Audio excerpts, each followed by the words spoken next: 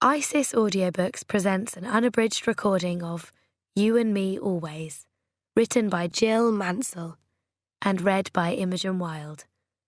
The moral right of the author has been asserted. This performance is owned by Isis Publishing Limited. Chapter 1. There he was, sitting in the sun outside the Star Inn. Lily slowed and parked the van outside Goldstone House next to the pub. Dan saw her and waved, and her stomach tightened at the sight of him, as it always had done. There was just something about the languid angles of his body, those long legs in black jeans stretched out in front of him, the tilt of his head as he chatted on his phone and laughed at something that had been said. The tightening didn't mean anything, though. Lily knew that. It had evolved as a kind of Pavlovian reaction, a habit that had become ingrained over the years, simply because Dan Rafferty was so physically attractive. The good thing was, the fact that he knew he was attractive, and traded on it shamelessly with all concerned, meant the idea of an actual relationship with him was the very last thing anyone in their right mind would want. And since she was in her right mind, thankfully she was safe. "Lily, Lily." Dan's eyes crinkled and he pushed his dark glasses to the top of his head as she jumped down from the van. "My most favourite girl in the world." See? This was what he was like. "And you're the most annoying boy." "I'm not a boy, I'm a man." He was 27, 2 years older than she was.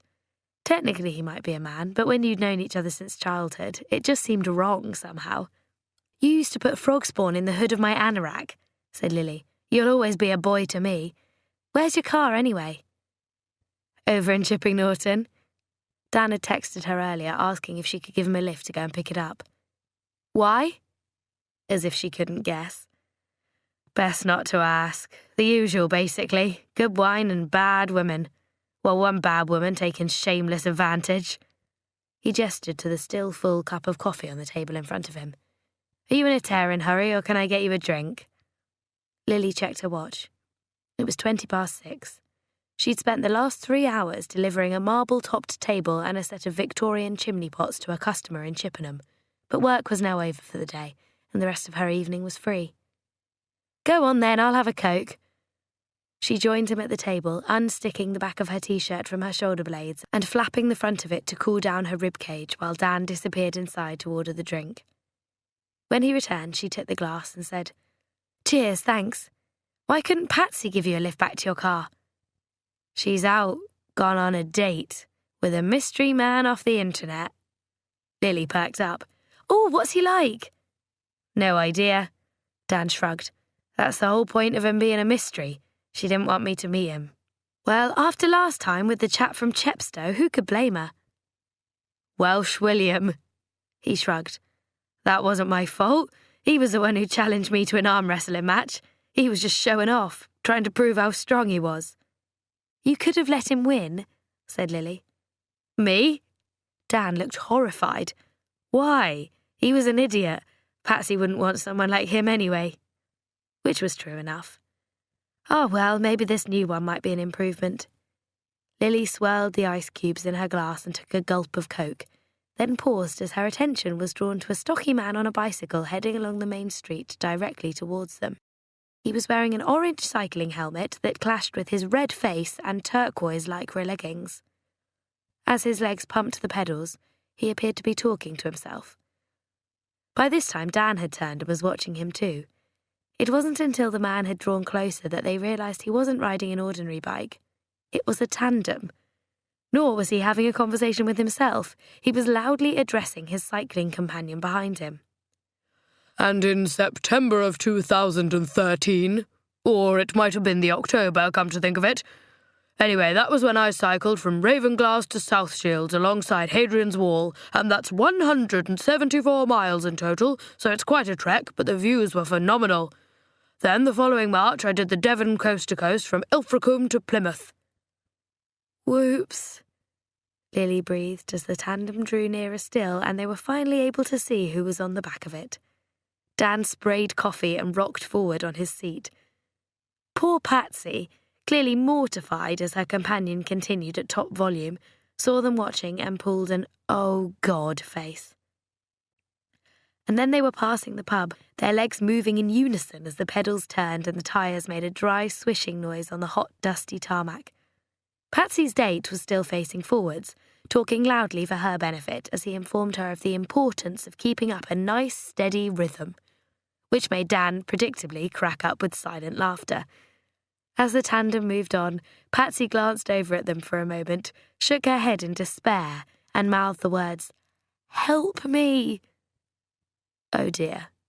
But it was hard not to laugh. At the junction at the end of the high street, the traffic lights turned red and the tandem dutifully slowed to a halt. They watched as Patsy put her feet down and turned back to give them a look of mortification and misery, whilst her date continued his loud monologue. "How does she get herself into these situations?" Dan marvelled. He gestured to his sister and mimed diving sideways off the bike. Up ahead, taking her weight on her feet and raising her bottom from the saddle, Patsy let go of the handlebars. The traffic lights changed to amber, then to green. Her companion pressed down on the front pedals and the tandem moved off, leaving Patsy standing in the road behind it. Evidently still entranced by the sound of his own voice, and oblivious to the fact that he'd lost his pedalling partner, the man who'd been her date continued on down the road. Dan took a quick photo on his phone before the tandem completely disappeared from view. He grinned at Lily and said, "Ah, brilliant. That's this year's Christmas card sorted." Patsy stood in the centre of the road and watched as Derek energetically cycled off without her. She couldn't quite believe he hadn't noticed she'd gone. Why did this kind of situation always seem to happen to her? Derek had sounded so nice in his emails. He'd given her no cause whatsoever to suspect he was a secret cycling fanatic with a deep and detailed knowledge of every single cycleway in the UK and a passion for sharing all this information with her in a maximum volume, never-ending monotone. If she'd known, the entire relationship could have been nipped in the bud before it even had time to become a bud. Some women might not mind the idea of sailing through life on the back of a tandem, but Patsy definitely wasn't one of them. She sighed and brushed away the loose strands of hair that were sticking to her forehead. And now Dan and Lily were beckoning her towards them, no doubt finding her predicament hilarious.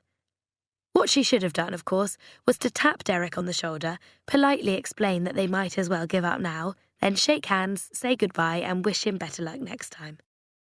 That would have been the normal way, the dignified way to go about it. Oh God, poor Derek. She really shouldn't have done that to him. Then again, poor her. Chapter 2. "Okay," said Dan when Patsy reached them. "First things first. Does he know where you live?" "No." She shook her head. "We arranged to meet at the cafe in the garden centre. He was already waiting for me when I got there, so I didn't know about the bike thing." Dan raised an eyebrow. "You mean the turquoise lycra leggings didn't give it away?" Patsy pulled a face at her brother, 8 years younger but annoyingly so much more in control of his own life than she was of hers. "They were hidden under the table, if you must know. We chatted for 10 minutes and he said something about getting some exercise and exploring the area. But I thought we were going for a walk, and that was why he'd said I should wear trousers and flat shoes." Never happier than when she was in 4-inch heels, Patsy indicated the pale pink leather ballet pumps on her feet. And to think she'd gone out and bought them specially for today's date. "But he presumably stood up at some point, which means you saw what he was wearing. And then he took you outside and showed you his tandem. Not a euphemism," said Dan. "Yet you still went ahead and climbed onto it." "You see, this is the difference between us. You just can't understand," said Patsy. "If you don't want to do something, you don't do it. But when it happens to me—" "You were too embarrassed to say no," Lily leapt to her defence. "Exactly. You're a people pleaser." "I am." "Was that so bad? When you were a hairdresser, it kind of went with the territory. If you didn't please people, you wouldn't last long in the job." She didn't want to hurt his feelings, Lily told Dan, who was notoriously less concerned with how other people felt. "In that case, better leave the next few minutes to me." With a nod in the direction of the end of the road, Dan said, "He's on his way back now." Bugger, so he was. Patsy said, "I don't want to see him." But if she tried to disappear inside the pub now, Derek would spot her running away from him. "Come on, into the van." Evidently having worked out the angles, Lily pressed auto unlock. "He won't be able to see you from here." Ducking down, heart thumping, Patsy kept out of view and jumped into the back of the van, pulling the door almost shut behind her with seconds to spare. She heard the squeak of the bike's brakes and the swish of tyres as Derek pulled up less than 6 feet away. His face wasn't visible, thankfully, but through the crack in the door she was able to see Lily and Dan. "Hello?" Derek paused to clear his throat. I was wondering if you'd seen my cycling partner. She was with me when we came past a few minutes ago. Dark hair, pink shirt, jeans." "And you've managed to lose her somewhere?" Dan looked amused. "Well, yes, apparently so." "Actually, we did see her," said Dan. "She ran past us just now at quite a speed, heading in that direction." He pointed to the right. "She was on her mobile calling for a cab to come and pick her up." "Oh, right." "On the bright side," Dan continued, "at least it means she didn't fall off the back of your tandem. You don't have to send out a search party or wonder if she's lying dead in a ditch." Her erstwhile date didn't sound particularly relieved. "Oh dear, is she your wife?" "Good God, no, thank goodness," Derek snorted. Charming, although under the circumstances he was allowed to be a bit cross. "I like your leggings." Changing the subject, Dan asked innocently, "Where did you get them?" "These? Well, they're from a specialist sportswear company. I ordered them online and—" "No, Barbara, over here!" Lily blurted out. Patsy heard the sudden patter of paws, accompanied by a yelp of excitement. "Barbara, don't do that! Get down!" Too late. Patsy made a futile grab at the van's back door, but there was no handle on the inside. A huge black paw effortlessly hooked the door open and Barbara appeared, barking in joyful recognition and wagging her tail. Patsy wanted to die. Once, years ago, she'd been having a wee in the loo on the train when, without warning, the automatic door had slid open. This was worse. Derek stared into the van and she felt her skin prickle with shame. Since Barbara was now attempting to clamber up and join her, Patsy instead jumped down.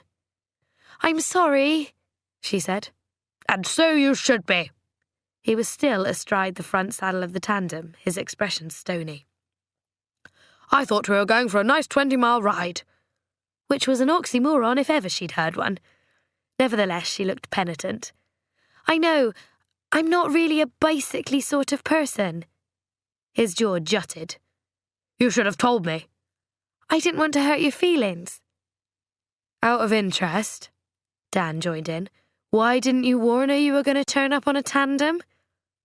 Derek shot him an impatient look. "Because then she would have made some excuse and ducked out. Everyone always does. It's something you have to experience first, then you fall in love with it. I'm serious." Sweat dripped from his ruddy forehead as he nodded vigorously, pale eyes alight with fervour. "There's nothing better in the world than cycling." Personally, Patsy thought a nice gin and tonic beat cycling hands down. She shrugged and said, "Anyway, I'm sorry I ran away." "It's no great loss." Derek was dismissive now. "You're not my type anyway. To be honest, anyone who wears makeup isn't my cup of tea. It's not your fault," he amended. "I should have stipulated that in my advert." Patsy nodded. It might have been an idea. And she should have stipulated that she wasn't interested in anyone who wore turquoise lycra leggings. "Well, bye then." "Goodbye. And just so you know, if anyone asks how our date went, I'm afraid I'm not going to be able to give you a good review." "That's fine." Patsy thought it was probably more than fine. It was a blessing. Aloud, she said, "I deserve it." Together they watched as Derek, for the second time, cycled off down the street. "And another one bites the dust," said Dan. Barbara, the huge black Labrador, who belonged to one of the most regular of the pub's regulars, placed her paw on Patsy's knee as if sympathising with her tragic, still manless state. "I did ask him not to ride through the village, but he ignored me." Patsy relived her horror when she'd realised he was going to go ahead and do it anyway. When you were on the back of a tandem, you didn't have much choice in the matter. "I don't think I want to speak to you anymore." Dan was shaking his head at her. "You shameless strumpet, plaster in your face and... Oh, that disgusting makeup." Patsy picked up a cardboard beer mat and spun it at him like a weapon. Frustratingly, he employed his lightning reflexes to catch it, then flipped it into the air so that Barbara could leap up and grab it in her mouth. "Come on, then." Lily finished her drink and stood up, gesturing to Dan and jangling her keys. "Let's get you back to your car." Dan rose to his feet and gave Patsy a hug. "Bye, then. See you in a couple of weeks. And don't worry, there has to be someone decent out there. We'll find him for you eventually." She hugged him in turn. They might tease each other endlessly, but he was her little brother, albeit a foot taller than her, and she loved him to bits. "Don't worry about me, I'm fine. And you look after yourself." Drawing back, she shook her head at him. "I still can't believe they let you fly actual planes." Dan grinned. "That's nothing. I can't believe I let you cut my hair." He stowed his travel case in the back of the van, ruffled Barbara's ears by way of an au revoir, and jumped into the passenger seat. Lily, starting the engine, leaned out of the driver's window and said, "See you tomorrow." Tomorrow was Lily's birthday. She would be 25. Patsy smiled, because they all knew it was set to be an especially significant day. She nodded and waved at them both. "Oh yes, you definitely will." The van pulled away and disappeared up the road. Barbara, panting in the heat and now in search of shade and a bowl of cold water, wandered back inside the pub. And Patsy, finding herself with an unexpectedly free evening, set off in the direction of home. As she was letting herself into the cottage, her phone began to ring. Surprised by the name on the screen, she answered it and said, "Rosa, hello. How are things with you? It's been ages." Rosa had worked for her here at the salon years ago. Now married and living in London with her taxi driver husband and 3 young children, she'd stayed in touch via Facebook, but they hadn't seen each other since the birth of Rosa's middle child. The good intentions were always there, but, as they had a habit of doing, life and work had simply got in the way. "Everything's great!" Rosa sounded buoyant. "Okay, now listen, I've got something to ask you. And this might sound a bit weird, but I promise you it's not bad weird." "Okay." Intrigued, Patsy picked up the crumb-strewn plate and empty Twix wrapper Dan had left on the coffee table. Honestly, for someone without an ounce of fat on him, he didn't half eat some rubbish. "What's it about?" "A friend of a friend needs a favour. Nothing illegal, but it has to be someone who can definitely keep a secret." Rosa paused, as in the background another phone began to ring. "Which is why I thought of you." Chapter 3. A bird was singing loudly in the honeysuckle outside Lily's bedroom window. Coral would probably know what kind of bird, but Lily didn't have a clue. It sounded very cheerful, though. She opened her eyes and saw from the dazzle of light slicing through the gap in the curtains that it was destined to be another hot, sunny day. "It's my birthday. I'm 25. And so lucky." She slid out of bed, knowing that when she opened the door, the tray would be outside. It always was. Over the years, it had been a tradition from which they'd never wavered. And indeed, it was there, on the wine-red landing carpet, the rectangular silver tray bearing a single rosebud in a squat silver vase, a glass of freshly squeezed orange juice, a sealed envelope, and a small flat package wrapped in silver and yellow striped paper and tied with curly silver ribbons. From her mum. Lily bent down, picked up the tray and carefully carried it back into her room, laying it on the bedside table so nothing would topple over. Drifting up from downstairs, she could hear sounds of movement, the clink of china, the murmur of voices on the radio, doors being opened and closed. But this, now, was private, to be shared between her and her mother. Just the two of them.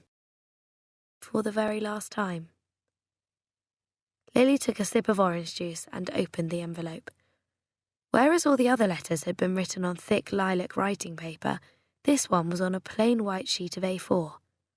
But the handwriting was the same, instantly recognisable with its extravagant loops and swirls. She ran the tips of her fingers over the paper, the first person to touch it since her mum had written the words, then lifted it to her nose and inhaled to see if it retained any recognisable scent. No, it just smelled of paper. Okay, here goes. She took a steadying breath and began to read. Hello, my dearest darling girl, and happy, happy birthday. You're 25, and I wish you all the love and happiness in the world. I'm going to trust you here and assume you haven't opened your letters early. It's a possibility by now, and it doesn't matter a bit if you have, but I still kind of hope you manage to control your impatience and wait so I can talk to my 25-year-old daughter, woman to woman. I wonder if you look like me. Is your hair still long and madly curly? It's so hard to imagine what you're like now, but I do know for sure that you are kind, thoughtful, loving, and beautiful on the inside and out. I hope your life is as happy as it deserves to be. Have you found a wonderful partner yet? Are you married? Maybe you have a child. Wow, that's an incredible thought.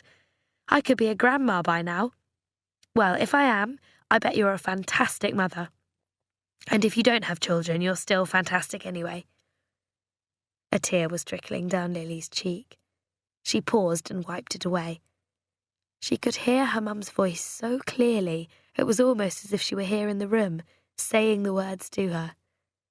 She continued to read. I didn't know how long to continue writing to you on your birthday, sweetheart. A part of me wanted to carry on until you were 100. But it looks as if the decision has been made for me, as the last few days haven't been great. I'm writing this in the hospital, hence the less than glamorous paper, and it's becoming harder to concentrate. They're upping my morphine, so I'm going to be sleeping a lot more from now on. And I don't want to start scribbling gibberish, so this is another reason to make this the last letter. I have a little present for you too. Is it there? Have you already opened it? If not, let me just explain that it mightn't have cost a lot, but it's my most precious and treasured possession. Apart from you, obviously, my beautiful darling girl, which is why I want you to have it now. It was given to me on my 19th birthday by Declan Madison. He was my first love and, as it turned out, the only love of my life. How I wish our relationship could have lasted, although if it had, then I never would have got involved with your father and we wouldn't have had you. Something else, I wonder. Will you get to know your father at some stage? Are you in touch with each other? Did he turn out to be not so bad after all? So many questions. Anyway, I'm passing on to you what Declan gave to me, and I really hope you like it. Has Coral told you about him? She will have done, I'm sure. He really was a lovely boy. We had the best time together. It was just the timing that was wrong. And if it's strange to think of you being 25 now, it's equally strange to imagine Declan being 48. That's old. I hope you're still in touch with Coral and Nick. And Patsy, too. I hope I chose the right people to look after you, my darling. I did the best I could. More than anything, I wish I could have stayed with you, but sadly that hasn't been possible. Thank you for being the light of my life, the very best thing that ever happened to me. I wish you nothing but love, health, and happiness. Happy birthday, beautiful Lily. All my everlasting love, sweetheart. You and me always. Mum. Kiss, kiss, kiss. There, done, and the tears were now flowing down Lily's face in earnest. Every letter ended with those same words. You and me always. She and her mum had said it to each other each night at bedtime. It had been their mantra, their secret promise to each other. Whatever might happen, and it had happened, nothing could break the bond that existed between them. She would reread the letter over and over in the years ahead, but never again for the first time. This was why she'd always preferred to open the envelopes in private. When it was done and she'd had the chance to compose herself once more, she would go downstairs and begin the rest of her birthday. Rubbing her eyes and her wet face on the hem of her t-shirt, Lily picked up the wrapped present and carefully untied the silver ribbon bow. Over the past 17 years, the sellotape had lost its stickiness and acquired a light brown tinge. When she nudged it, it loosened beneath her touch. She unfolded the striped wrapping paper, then the nest of tissue beneath it. The bangle was narrow and silver, randomly studded with tiny sparkling stones that were unlikely to be diamonds. But it was pretty, catching the light as she turned it this way and that. And she dimly remembered it too.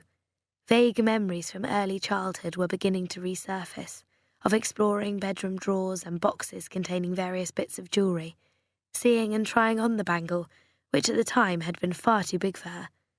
Back then, at the age of 5 or 6, she'd far preferred to hang assorted strings of beads around her neck and shuffle around in her mum's high heels, pretending to be a grown-up. A few months after that, her mum had fallen ill and the difficult times had begun. Lily knew now how hard it must have been for everyone, attempting to shield her from the worst of it and pretend everything wasn't as bad as it actually was. Her mum had done her best to carry on, doing as much as possible with her between the repeated stays in hospital. Coral and Nick had asked her what colour she'd like her new bedroom to be and had redecorated accordingly for when she spent time with them. And Patsy, her babysitter, had spoiled her endlessly, taking her out on day trips, creating treasure hunts and keeping her entertained when, let's face it, most 18-year-old girls would far rather be chasing after boys and having fun with friends their own age.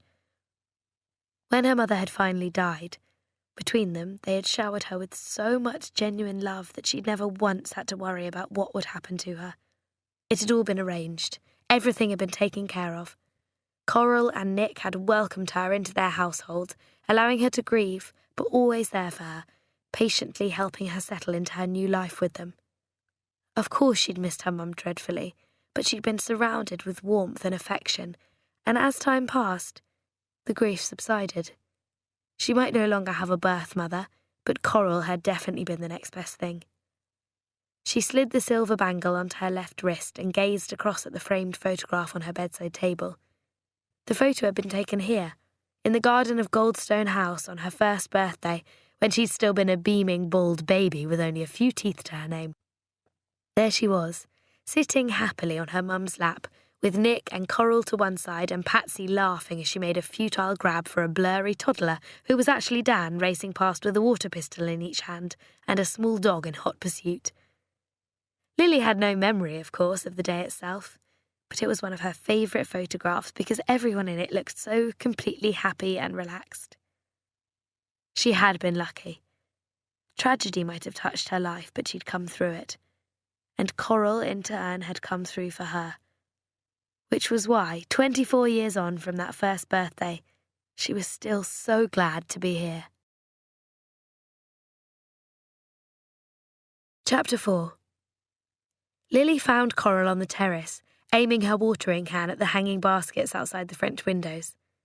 Turning at the sound of Lily's footsteps behind her, she managed to send a spray of water over her own bare feet. "Darling, happy birthday!" Putting down the watering can, she came over and held out her arms. They hugged each other. Then Coral pulled back so she could see Lily's face. "How are you? All okay?" Lily nodded. "I'm fine. You know, a bit emotional, but it was nice too." She indicated the envelope in her hand. "You can read it. And this was the present." Holding up her other arm, she showed Coral the bangle on her wrist. "I kind of remember it used to be in her dressing table drawer." "I remember it too, and I'd always wondered what happened to it." Admiring the bangle, Coral nodded and said, "All this time it's been wrapped up waiting for you." "It was a present from her boyfriend when she was 19, Declan." "That's right." Coral smiled, taking the letter from her. "He was Joe's first love. She always called him the one that got away." Lily nodded. They talked about him before, of course, although Coral had never met Declan herself. After leaving school, her mum had taken a gap year, travelling to Spain and meeting Declan when they were both working at a restaurant on Las Ramblas in Barcelona.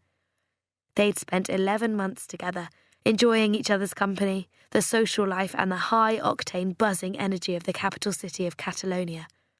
Everything had been perfect, Until the time had come to return to the UK and take up their places at university, Declan at St Andrews, her mother in Exeter. This was when the perennial problem had arisen. Would they be able to keep a long-distance relationship going when they were separated by a distance of over 400 miles? The answer had turned out to be no. It would have been just too hard, the distance that bit too great.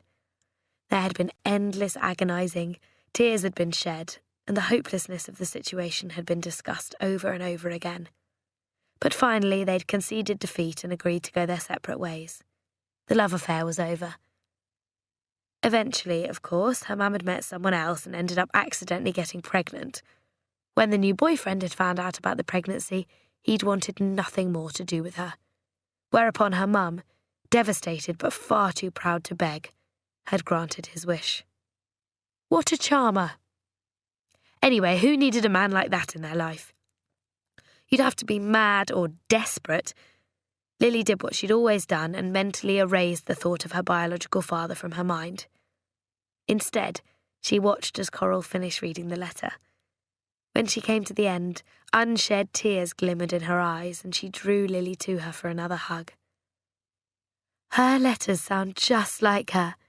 It's as if I can hear her saying every word. Lily nodded. I know.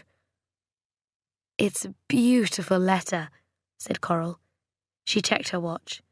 40 minutes before we have to open up. We'd better go inside. There might be more cards and presents to open in the kitchen. It had turned out to be a busy morning. It might be her birthday, but there was still work to do. When Coral and Nick had inherited Goldstone House from Nick's parents, they had taken over the business too. Goldstone Salvage and Treasure was a destination reclamation company that attracted visitors from miles around. Amateurs and professionals alike came to Stanton Langley in search of items for their homes, gardens and businesses. Every day was different. You never knew who would be buying or selling or what might pass through the yard. Flagstones, wooden beams and French antique radiators jostled for position with giant chandeliers, period fireplaces, garden sculptures and eclectic items from theatre companies and old film sets. Next to a selection of ornate bed frames and church pews was a tornado jet fighter cone. Stone gargoyles sat between mullioned windows and a cast-iron kissing gate. Wooden wall panels and original red postboxes mingled with a giant swan-shaped bed and life-size statues of Adam and the ants. It was now midday. Lily had just finished helping a man load an Italian marble sink into the back of his Volvo. Well, I'm impressed. The man's wife shook her head in admiration. I can't believe you just did that. I know, I'm stronger than I look. There, all done. Lily dusted her hands on the sides of her shorts and waved the couple off as the phone in her pocket began to ring. Lily, happy birthday, said Dan. Hi. Thanks for the flowers, they're amazing. The florist had delivered them an hour earlier.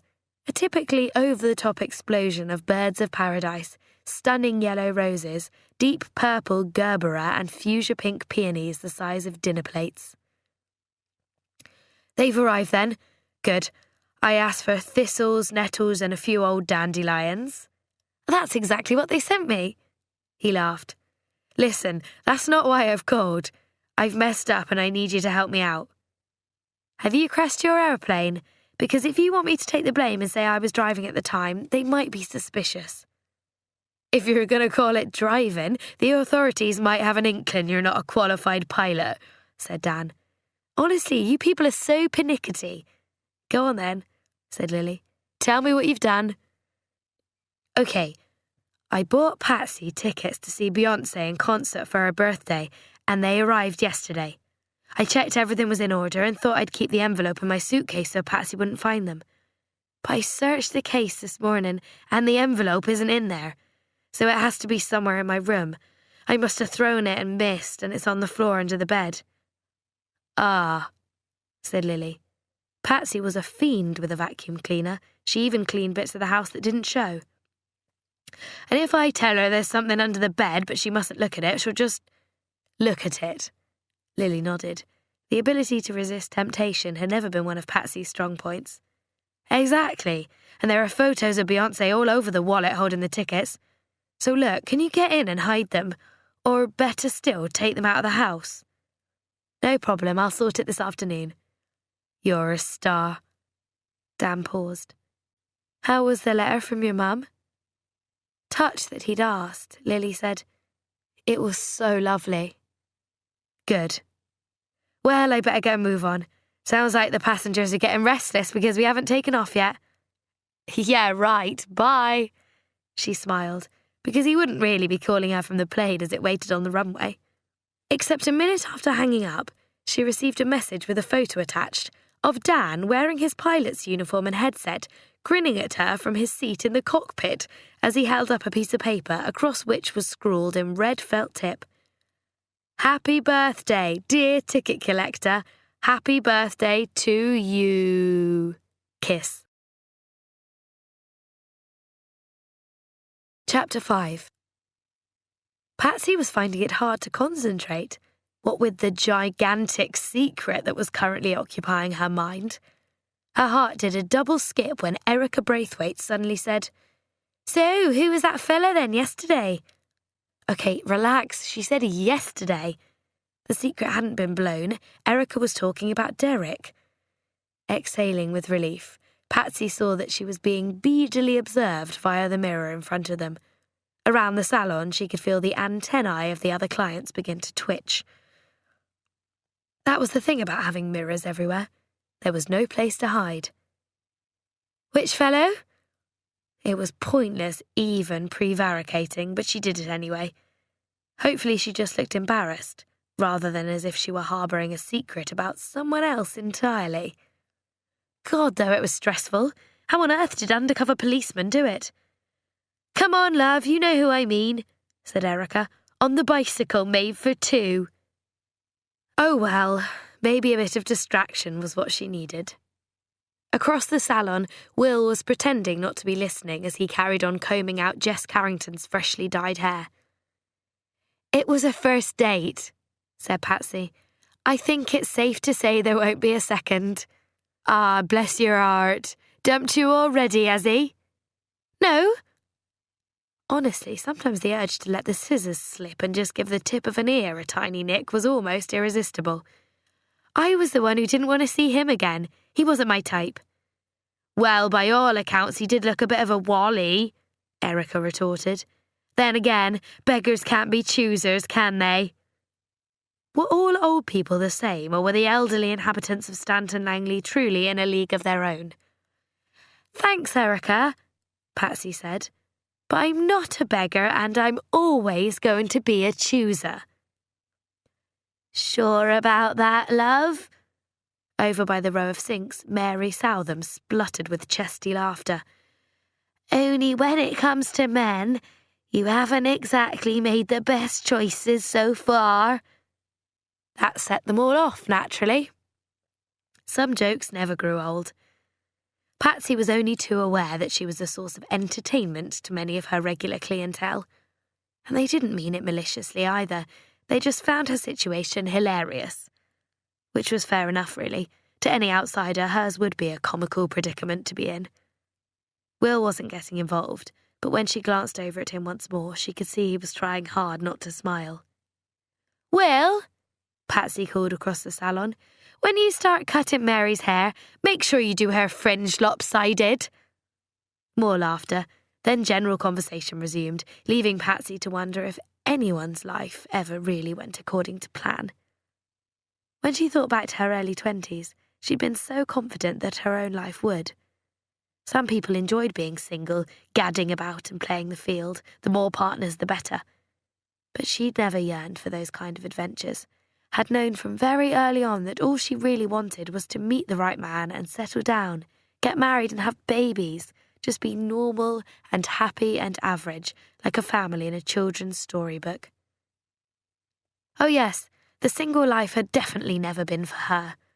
Relationship-wise, her late teens and early 20s had been messy and unfulfilling, until, at 23, she'd met Sean, and the longed-for storybook romance had miraculously begun to come true. She'd gone along with friends to a rugby club dance, and Sean had approached her with a typically laddish chat-up line, confiding that he knew she wouldn't want anything to do with him, but please could she save him from the ridicule of his teammates and allow him to buy her just one drink. It had ended up being such a great evening. Sean was lovely, with wavy fair hair and a gorgeous smile. He had a broken nose, that only added character to his broad, chiselled face, and wide shoulders as befitted any self-respecting rugby player. They'd hit it off at once. She'd laughed at his terrible jokes, and in turn, he'd paid her compliments and sounded as if he meant them. They had danced together, not awfully well, but with plenty of enthusiasm. And at the end of the evening, he'd kissed her, then said, "God, you're amazing. I can't believe this is happening. I had no idea this was going to turn out to be the best night of my life." Patsy bit her lip at the memory. Even now, all these years later, she could still recall his comments almost word for word. At the time, she'd memorised them, sensing that her life was about to change in a major way. She'd even fantasised that one day she would be able to tell her teenage daughters all about the magical night when their parents had first met. And the girls might laugh and squeal, pretending to be grossed out by the idea that their mother and father had ever been young, but secretly they'd love hearing the story of how their happy family unit had come about. Except the happy family unit had never transpired. For the first few years together, she thought everything was fine, but it turned out that in order for a marriage to really work, both partners had to be happy with it. That had been the stumbling block, and it had come as something of a shock too, discovering that her big, noisy, cheerful rugby-playing husband had fallen in love with someone else. "The birthday girl's on her way over." From his position by the window, Will raised his voice to be heard above the blast of the hairdryer he was now wielding. "Not booked in for anything, is she?" "No." Grateful for the distraction, Patsy craned her neck to see Lily making her way across the street. Her heart lifted at the sight of her, that extravagant mane of blonde curls bouncing around her shoulders, her brown eyes bright. She was wearing a dark blue Goldstone t-shirt with the Salvage and Treasure logo on the front, a pair of white shorts and light blue flip-flops. Her legs were slim and tanned from spending so much time outside. She was already waving at Will through the full-length window as she approached the salon, and everyone inside was turning to smile and greet her when she pushed open the door. Lily was the darling of Stanton Langley. Everyone loved and was protective of her following the tragic early loss of her mum. The saying, "It takes a village to raise a child," had turned out to contain more than a kernel of truth in Lily's case. Over the years, they had all played their part, sharing their various fields of expertise. Kath from Dering's farm had taught her how to feed lambs and ride horses. Will had helped her get to grips with geometry. Mary from the cake shop had taught her how to bake. Patsy smiled to herself, recalling the time she tried to instruct Lily in the art of applying false eyelashes. Afterwards, they'd gone over to the pub, where one of the strips of lashes had ended up floating in someone's pint of cider, and that had been that. Lily hadn't attempted to wear them again since. Having greeted Will and the customers, she came over to where Patsy was working. "Hey, you! Happy birthday!" Patsy gave her a quick kiss on the cheek. "All okay?" Everyone knew about the last letter from Joe. "All okay." Lily showed her the bangle on her wrist. "Look, Mum gave me a present." She nodded, met Patsy's eye and mouthed, "I'm fine." "Good." Patsy duly admired the bangle. "And to what do we owe this pleasure?" "The thing is, I really wanted to wear my navy shoes tonight, but one of the heels is falling off, so I wondered if I could borrow yours."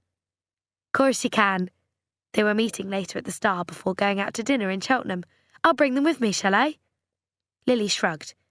"Actually, it's easier if you give me your key and I'll go and pick them up now." Like that was going to happen. "It's honestly not a problem," said Patsy. "I'll bring them over this evening." Now she really felt like an undercover agent. No way was she giving Lily her key. Lily said, "Oh, but I could save you the trouble. And, try them on and make sure they fit me." "Okay, time to put a stop to this. You tried them on the other week. You already know they fit you." With an air of great firmness, Patsy said, Don't worry, I'll bring them tonight. Now. She turned back to Erica and ran a comb through the back of her hair. How much did you say you wanted off? Chapter 6. That had gone well then.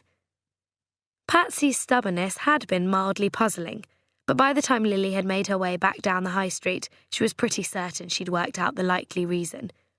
Patsy was house-proud and tidy. Chances were that she'd left the kitchen in a mess for once and was embarrassed at not having cleaned up. Lily was amused by the idea, as if something like that would matter to her. But when people had OCD tendencies, you couldn't sway them. Patsy liked everything in her house to be pristine and perfect, and it would bother her to feel as if she'd been seen to let her high standards slip. It was yet another reason why she was so likely to vacuum under Dan's bed and find the envelope he really didn't want her to find. That was the thing about Dan. He could be so thoughtful sometimes. Arranging a surprise like that for Patsy was the kind of gesture so many men wouldn't bother to think of. Realising that she couldn't give up, Lily took the keys out of her shorts pocket and unlocked the passenger door of the transit van. She removed a small leather pouch from the glove compartment, jumped back down and hurried across the street. The sooner the envelope had been retrieved, the sooner she could relax and forget about it. Banner Lane, leading off the high street, was narrow and curved round to the left. Each of the cottages was set back, with long paths separating them from their front gates, and the trees and shrubs in the gardens afforded the properties complete privacy. Not that the neighbours were likely to call the police if any of them happened to see her breaking into Patsy's home, but it was still easier without an audience. Also, did it technically count as breaking in when you weren't actually breaking anything? At the front door, Lily unzipped the narrow leather pouch and selected 2 of the steel picks for the task in hand. Lock-picking was a skill Nick had taught her as a teenager. When you worked in a reclamation yard, it came in useful. Closed chests, drawers, boxes and desks regularly turned up minus their keys and needed opening. It was a handy trick, learned from months of practice at the kitchen table with an assortment of old locks. If you didn't have professional equipment, you could open standard locks with a thin strip of metal cut from a drinks can and an unbent paperclip. Leaning in close, Lily slid the first pick into the lock on the front door. She listened to the tiny clicking noises it made as it scratched at the inner walls. OK, this wasn't the most basic lock on the market, but with a bit more work, she'd still be able to release it. She gave the door a push with the flat of her left hand, then gripped the edge of the lock face and pulled it back towards her before choosing another pick and trying again. For a moment, she felt the oddest sensation, as if she were being watched, and she had to turn and check that no one was standing on the path behind her. But it was just her overactive imagination. There wasn't anyone there. It took another 30 seconds, then Lily heard the final click she'd been waiting for. Bingo. The lock retracted, she pushed the door open and... it closed in her face. What? She stared at the door. It hadn't swung shut. Someone had pushed it. From the inside. She blinked. It definitely wasn't Patsy. And it couldn't be Dan. Could it? No, there was no way even Dan would have been able to jump out of his plane and race all the way back here to play a stupid trick on her. Unnerved, Lily said, "Who's in there?" No reply. She hammered on the door and called out, "What's going on?" Nothing. Just to be on the safe side, in case Dan had only been pretending to be flying today, she raised her voice and said, "Dan, is that you?" Silence. OK, this was ridiculous. Was there actually someone inside, or had she just imagined it? Had a window been left open at the back of the house, causing a gust of wind to make the front door feel as if it were being pushed shut by an invisible hand? Because if she called the police and they came over and the place turned out to be empty, she'd look like a complete lemon. The more she thought about it, the more likely it seemed that it had been the wind. Still clutching the picks, she fed the second one into the keyhole in order to begin the process again. "Get away from the door," warned a low male voice from inside, "or I'm calling the police." What? What? Leaping back as if she'd been electrocuted, Lily stared ahead in disbelief. "I mean it. I'll do it if you don't get away from this house." "Hang on a minute," said Lily, fueled with sudden outrage. "You're calling the police? What are you even talking about? I'm the one who's going to call the police." "Okay, calm down. Don't call them." There was a pause, then the voice said, "Who are you?" God, he had a colossal nerve. "Never mind me, who are you?" "I'm staying here. I'm Patsy's guest." "Well, that's a complete lie for a start, because I saw her just now and she'd have told me." Moving further away from the door, because he didn't sound dangerous, but you never knew, Lily pulled out her phone. "Right, I'm calling 999. "Don't." "Too late, doing it." Her hands had suddenly started shaking. She'd never actually dialed 999 before, and now she'd pressed 666 by mistake, which was probably the number you called when you needed an emergency exorcism. At that moment, the front door opened and the voice said, "Okay, please don't. I wasn't lying before. I'm allowed to be here, I promise." A couple of years ago, Lily had been at work shifting a stack of Victorian picture frames when someone behind her had asked how much they cost. Turning to reply, she'd found herself face to face with the Deputy Prime Minister. It had been one of those completely surreal moments when you see someone you've only ever seen before on TV, but all of a sudden they're off the screen, out from behind the glass, and unexpectedly inhabiting the real world. Another time she'd been making a delivery in Oxford, sitting in the van waiting for the lights to change, and the girl with the eyebrows who did the local weather forecast on TV had crossed the road in front of her, just like any normal person. Neither of those experiences, however, began to compare with this one. A weather girl and a nerdy politician in socks and sandals were no match for what was happening now. If it was actually happening and she wasn't having a particularly lifelike dream. But really, what on earth was Eddie Tesla doing in Patsy's cottage? Eyes narrowed, expression distinctly unamused. He checked there was no one else in sight, then said, "You'd better come inside." As if there was nothing he'd like less. He headed back in, turned and waited for Lily to follow him, then closed the door firmly behind her. To be honest, it was hardly surprising he didn't want to be seen. As far as many people were concerned, Eddie Tesla was currently right up there at the top of the most wanted list.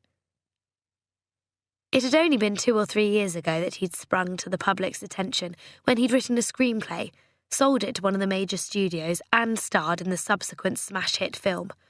Prior to that, he'd been an unknown, intermittently employed actor with no money, 0 prospects, and a run-down 1-bedroom flat in Camden. Then the film had been released, and pretty much overnight, Eddie Tesla found himself catapulted into the shiniest of spotlights. His life changed out of all recognition. Everyone suddenly wanted to know every last thing about him, and he no longer had a private life. Before long, he began to find the endless attention wildly irritating. Then last week, it had all hit the fan. Word got out that he had allegedly been having a torrid secret affair with the co-star of his just-wrapped 3rd film. The co-star happened to be married to a major A-list actor-director who wasn't at all happy to discover that his lissom young wife appeared to have been playing away behind his back. The press had gone wild. The paparazzi had followed everyone concerned in ever more excitable packs, and one of them had ended up being knocked off his motorbike. Then yesterday, Eddie had given them the slip. He disappeared and no one knew where he was. There'd even been rumours that the furious A-list actor-director might have used some of his dodgy Italian mafia connections and arranged to have him taken care of. Except that clearly hadn't happened because he was here. Of all the bizarre hideouts in the world, he'd chosen Patsy's cottage in Stanton Langley in the Cotswolds. As you do. End of CD 1. CD 2. Chapter 7. "Okay, do me a favour," said Eddie Tesla. "Could you just turn your phone off and put it down somewhere I can see it?" "Without you even saying please," said Lily. "I don't think so." Manners were manners, after all. He was watching her intently. "Sorry. Please." "Why should I?" Because I don't want you taking a photograph of me. These days it's all people ever seem to do. He paused, raking his fingers through his over-long light brown hair, then said it again. Please. Lily switched off her phone and placed it on the table between them. Okay, what are you doing here? Keeping myself hidden, obviously. What about you? He looked pointedly at the lock-picking case in her hand. Why were you breaking in? To be fair, it was a reasonable question. They were facing each other now, both wary, not trusting each other an inch. Patsy's my friend. I've just this minute been to see her. She didn't want to lend me her key and I couldn't understand why, but I needed to get in here. Why were you so desperate to get in? If he could be blunt, so could she. To stop her finding something her brother accidentally left out. Drugs, you mean? No! Lily shot him a look of disbelief. Gun? Are you crazy? This time she did a worried double-take. Why, have you found a gun? He shook his head. Just wondering what he left out that he doesn't want his sister to see. Well, stop jumping to conclusions. It's up in his room. If you give me 2 minutes, I'll go and get it. It's my room at the moment, said Eddie Tesla. I'll come with you. Why? Do you think I'm going to steal your underpants? Another look. He clearly still didn't trust her an inch. I don't know anything about you. I don't know what you might try to do. He walked behind her up the staircase and across the landing, and Lily caught a hint of his aftershave. It really was the weirdest sensation, being this close to someone you'd only seen before on a cinema screen. He might only be 3 years older than her, but their lives were worlds apart. In Dan's bedroom, there was a single holdall on the floor beneath the window. The curtains were closed, the bed had been slept in, and the duvet was still rumpled. She knelt down, lifted the valance around the edge of the bed, and saw the envelope at once, just out of reach. It was another weird feeling, spread-eagling yourself on the carpet and stretching your arm under the bed all the way up to your shoulder, whilst a very famous person stood and watched you do it. Her fingers touched the end of the envelope and she managed to retrieve it, wriggling backwards away from the bed like a sniper in reverse, and aware that she'd tried to do it without sticking her bottom in the air. Then she was out and back on her feet, showing the opened envelope to Eddie Tesla. There you go. And just so you know, I wouldn't have stolen your underpants. What is it? Tickets to see Beyoncé at the O2. They're a surprise for Patsy's birthday. Happy now? Why would I be happy? No reason at all? God, he was tense. Anyway, just don't tell Patsy or you'll spoil the surprise. Promise me? He gave her a look and shook his head. Fine, I promise. There, that wasn't so difficult, was it? And you have to promise not to tell anyone I'm here. Lily shrugged. Okay. No one at all. I heard you the first time. What are you doing now? He followed her down the staircase. Going back to work? Not yet. Stay for a bit longer. Why? I want us to talk. She raised her eyebrows. Because you don't trust me. Yes. I just gave you my word. Put it this way. People quite often say things they don't mean, make promises they're not going to keep. Not me, though. Eddie Tesla paused, then said, Can you just stay anyway? For a coffee or something, I don't even know your name yet. He definitely wasn't saying it in a flirty way. Lily Harper. Right. A nod, then a brief smile to acknowledge the oddness of the situation. I'm Eddie. Which was a bit like the Queen saying, Hello, I'm the Queen. Lily said, I still don't understand what you're doing here. She indicated the cottage. How do you know Patsy? He made his way through to the kitchen, put 2 mugs under the coffee machine, and switched it on. I don't. I went to stay with my father yesterday and the Paps got there before I did. So we thought I might have more luck staying somewhere with absolutely no connection to me. That worked out well, he added dryly. I still don't get it. Did you just stick a pin in the phone book, call Patsy's number and ask if you could come and stay in her house? Not quite. My PA was having her hair done yesterday by her sister when I called to tell her I'd arrived at my dad's and the Paps were there. Her sister's name is Rose. No, Rosa. Oh, I know Rosa. She used to live here. She worked for Patsy. That's right. So my PA was telling me she'd try and find somewhere I could stay and keep out of the way, and Rosa thought of this place. She knew it had complete privacy and that Patsy could be trusted not to say anything. Well, that's true. She didn't even tell me, which was both impressive and slightly frustrating. Good. Let's hope you're as trustworthy as she is. See, there you go again, said Lily, irritated. It's actually not very helpful, you know, the way you keep coming out with things like that. I'm more likely to be on your side if you tell me you do trust me. I know. Sorry again. He exhaled. But if you'd lived the kind of life I have for the last couple of years, you'd understand why I'm the way I am. Poor you. Lily half smiled and made sure she only sounded a tad sarcastic. Yeah, okay. But it's not as fantastic as people think, everyone knowing who you are and having an opinion on every damn thing you do. She took the coffee cup he was holding towards her and said, It must be annoying, especially if there's stuff you don't want them to find out, like having an affair with your married co-star. Shall we talk about you instead?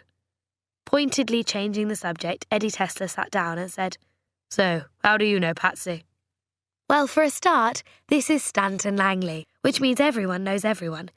But Patsy used to babysit me when I was little. She's been like a big sister ever since. Does she perm your hair to get it like that? He made spirally gestures with his free hand. No, my hair does it all by itself. And where do you work? Goldstone Salvage and Treasure on the High Street. It's a reclamation company. I haven't seen the High Street. My PA drove me down here late last night. What do you do there? Anything that needs doing. Order, deliver, source items for clients, buy at auction, run the website. We also sell online and ship worldwide. Lily took a gulp of coffee and checked her watch. Coral's going to be wondering where I am. I really should get back. Right. Eddie Tesler looked as if he wanted to say something else, but was thinking better of it. Well, you got what you came for. He indicated the envelope in her pocket.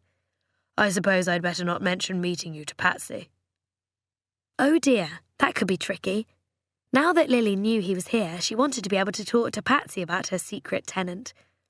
Putting down her cup, she said, I pretended I needed the key so I could borrow her shoes for tonight. Why don't I take them with me? Then you can tell her we met.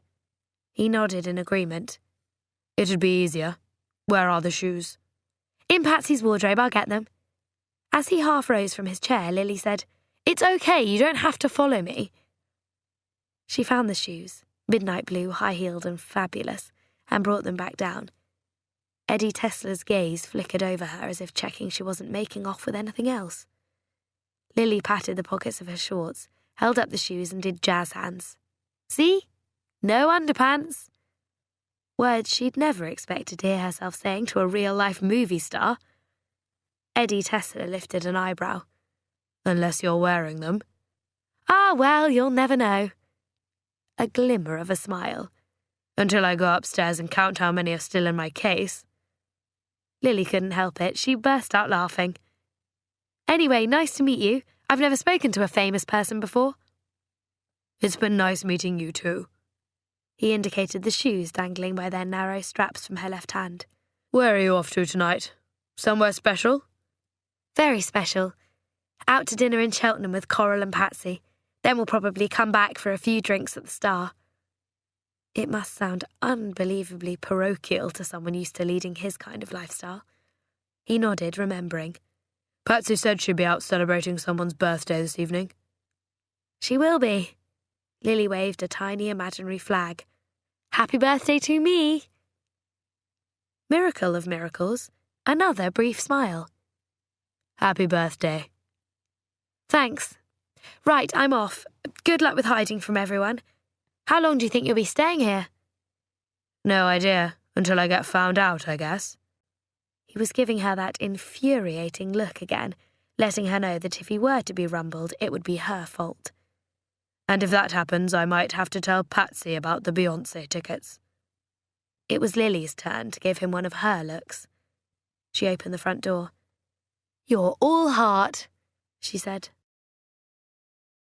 There hadn't been time earlier, But upstairs in her bedroom after work, Lily sat on the bed and typed Declan Madison's name into Google. She'd mentally prepared herself in case of disappointment. He could be dead, or a serial killer, or he simply might not merit a mention on the internet. She took a deep breath and pressed search. And there, like magic, were the details on the screen. Lily's heart began to clatter inside her chest and her fingers tingled, because he was still alive, and she'd been so afraid he might not be. There was no photograph, but she just knew instinctively that this was the right Declan Madison. It was him. Chapter 8. Gosh, keeping secrets was hard. Lily kept finding herself glancing across the table at Patsy, and Patsy was doing the same to her. Because Patsy knew about Eddie Tesla, and she knew about Eddie Tesla, and she knew that Patsy knew she knew. In the meantime, Coral was blissfully unaware and rattling on about something else entirely. Plus, of course, they had a birthday to celebrate. Coming to this restaurant in the Montpellier area of Cheltenham was another tradition that had begun the year her mother had died. Having been brought to Maria's months earlier and been enthralled by both the atmosphere and the fettuccine Alfredo, she'd asked to come here again for her birthday. And Maria, the owner, had made a wonderful fuss of her, bringing out the bowl of fettuccine with coloured candles stuck into it, and persuading everyone in the restaurant, staff and customers alike, to sing happy birthday. Maria, a mother of 7 herself, had succeeded in making what could have been a difficult evening a triumph instead. It might not be the most upmarket and glamorous place to eat, but it was without question the most welcoming. 9-year-old Lily had hugged Maria and declared, "I'm always going to come here for my birthday." And they had done, every year since. Always the 4 of them when Nick had been alive. Now they were down to 3, but the welcome was just as warm, and Maria, like a proud and adoring grandma, still insisted on sticking candles into her food. This evening they'd had another brilliant time. The food had been delicious and wine had been drunk. Which wasn't helping at all. "Who is it?" said Coral when Patsy's phone signalled the arrival of a message. Patsy, who had glanced at the screen, gone a bit wide-eyed and hurriedly put the phone down, said, "Sorry, no one." Then her gaze had flickered in Lily's direction and she'd taken another glug of Suave. "Is it Tandem Man?" Lily pulled a sympathetic face. "Just ignore him and delete the messages. Listen, I think I might have found my mum's boyfriend." She hadn't meant to blurt it out quite like that, but a change of subject was clearly called for. "If it does turn out to be him, do you think he'd think it was weird if I got in touch?" That did the trick. "I was thinking about that too," Coral exclaimed. "I wondered if you'd want to do it. We never knew his surname before. I only ever heard Joe call him Declan." "It's an uncommon name," said Lily. "There's only one Declan Madison in the UK, living in London." "I think you should do it." Patsy was enthusiastic, relieved to have the attention shift away from her mystery text. "You can tell him about the bangle, and if he's only in London, that's not far away. Would you like to meet him?" Would she like to meet the man her mother had loved? Of course she would, more than anything. The idea of hearing about her mum from someone who'd loved her in return was thrilling in a way Lily couldn't begin to describe. "I would." She nodded and scraped the last of Maria's legendary tiramisu from the plate with the back of her fork. But what if he says he can hardly remember her? What if Mum loved him but he was never really that bothered? The idea had been niggling away at her all day. She held up the wrist with the bangle on it. What if this was Mum's most treasured possession but he's forgotten he even bought it? Like Dan, with his endless stream of girlfriends. "Oh, Lily, I'm sure—" "What if he's not interested in meeting me because I'm just nobody to him?" "Then he's a complete pig," said Patsy, "and it's his loss. Have you got an email address for him?" Lily shook her head. "No, home address. He's in Notting Hill." "Well, send him a letter and see what happens. You never know," said Coral. "He might be thrilled to hear from you." "We could go back now," Patsy exclaimed, "and help you write it." Lily frowned at her. "I thought we were going to the Star." I know, but wouldn't you rather get the letter done? We can do it at my place. OK, Patsy had really lost the plot now. Her voice loaded with meaning, Lily said, or we could go back to our house? What's going on? Coral was eyeing them with suspicion. And don't say nothing, because something is. Patsy looked as if she was about to explode. Fine then, she blurted out, as if Lily were being the world's biggest spoilsport. We'll go back to your empty house. Pause. Instead of the one with the film star hiding in it. Lily exhaled. Oh dear. And don't look at me like that, Patsy wailed. I couldn't help it. It's been killing me all night. Hang on, am I missing something here? Coral was bemused. Is it a joke? Was that the punchline? Lily shook her head at Patsy. The whole reason they chose you is because they thought you could keep secrets. I can keep secrets, just not from Coral. I mean, it isn't fair. Hello? You two? Coral pointed to herself. I am still here, you know. Leaning across the table and almost knocking over the candle, Patsy whispered like a pantomime spy. I've got a film star in my house. No. Coral clapped a hand over her mouth. You stole that cardboard cutout from the cinema. Oh, Pats, what if they have CCTV?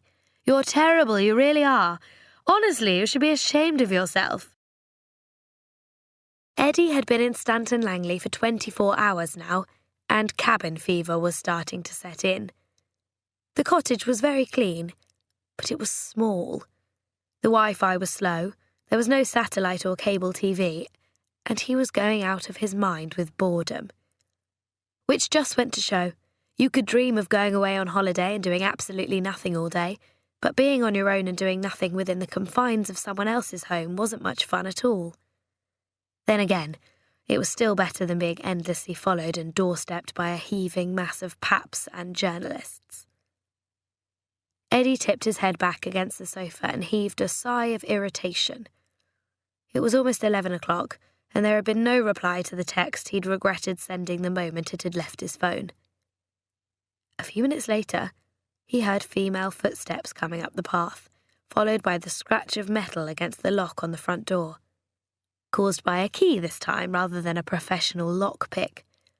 He heard shuffling, muffled whispers and giggles, and smiled despite himself. Patsy was warm and likeable, and he already trusted her. As for Lily, well, she was likeable too. Quick-witted and quirkily attractive, with those mad blonde ringlets and huge dark eyes. It wasn't just that, though. There was something about her that had struck a chord. She intrigued him. Then the front door swung open and they burst into the living room with a clatter of high heels. Lily first, followed by Patsy waving a bottle of wine and 2 gigantic packets of crisps. Followed by a third woman, presumably the one they'd been out to dinner with.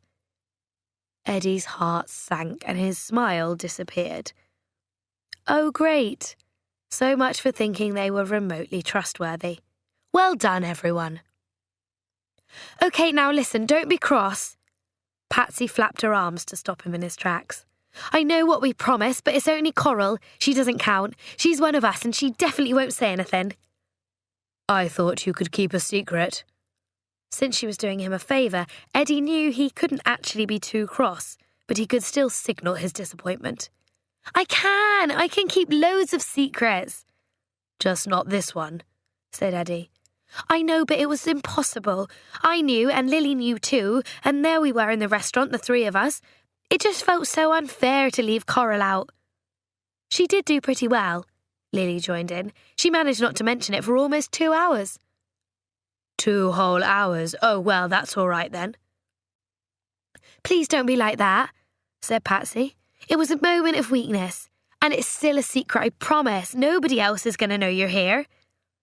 And you did invite us back, Lily shrugged. We were going to go to the pub until you sent that text. We couldn't just abandon Coral, could we? That would have been cruel. You wanted company, Patsy reminded him. You've got company. Just A little bit more company than you were expecting. She'd called it a moment of weakness, which was basically what he'd succumbed to when he'd sent the text to Patsy, saying that if she wanted to bring Lily back with her later for a nightcap, it would be fine by him. But it was still annoying.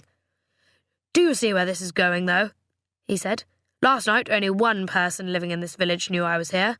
This afternoon it became 2, and now it's 3. "You know what?" said Lily suddenly. "I think we should leave." "Oh, darling, not you." Coral, who had been observing the exchange from over by the door, shook her head at Lily. "He isn't cross with you. I'll go home."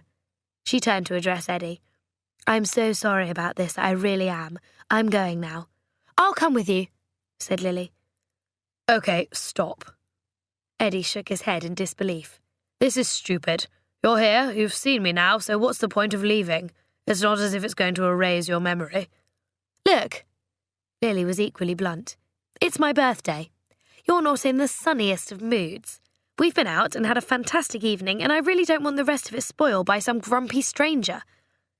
"Well, if you two are going," said Patsy, "I'm coming with you. You're not leaving me here with him."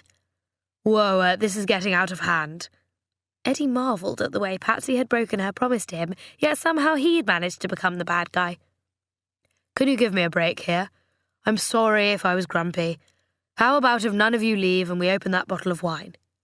He turned from Patsy to Lily and from Lily to Coral. Sorry. Very, very sorry. Please stay." And because he was Eddie Tesla, with buckets of charm and a smile capable of melting ice when he chose to use it, they did. It was 1:30 in the morning when Lily looked across at the chiming clock and said, "You know, we probably should be thinking of going home. It's not my birthday anymore, and some of us have to get up for work soon." She pulled a face. "Those of us who aren't film stars, I mean." Eddie grinned. Because it wasn't every day you got to watch a girl with blonde ringlets do a Michael Jackson moonwalk across a kitchen floor in a pair of stripy socks borrowed for the occasion in order to facilitate the necessary slidiness. Even more impressively, she was doing it without spilling a drop of her bright pink drink. "I can't believe I have to cut people's hair in a few hours," Patsy marvelled. She made extravagant scissory gestures with both hands and said, "Imagine!" Coral nodded in agreement. "We should go, we really should. It's later than I thought." She looked around, puzzled. "What did I do with my shoes?" "You took them off when you did the tango." Eddie fetched them for her from the windowsill. "Oh, for heaven's sake, what a silly place to leave them." Coral shook her head as she took the red stilettos and put the left one onto her right foot. "Whoever put them there?" As he helped her keep her balance, Eddie hid a smile, because the last couple of hours had been an experience he wouldn't forget in a hurry. Now that he'd heard the story of their joined-together lives, he understood how the 3 women had forged such a close bond. Coral was 12 years older than Patsy, who was in turn 10 years older than Lily, but the loss of Lily's mother had pulled them together, and as the years had passed, the ties had only strengthened. Now, after much laughter and dancing and possibly ill-advised combinations of alcohol, he was very glad he'd managed to persuade them to stay. Then again, he was even more glad he wouldn't be having his hair cut by Patsy in the morning. Chapter 9. Eddie Tesla wanted to kiss her. Lily could tell.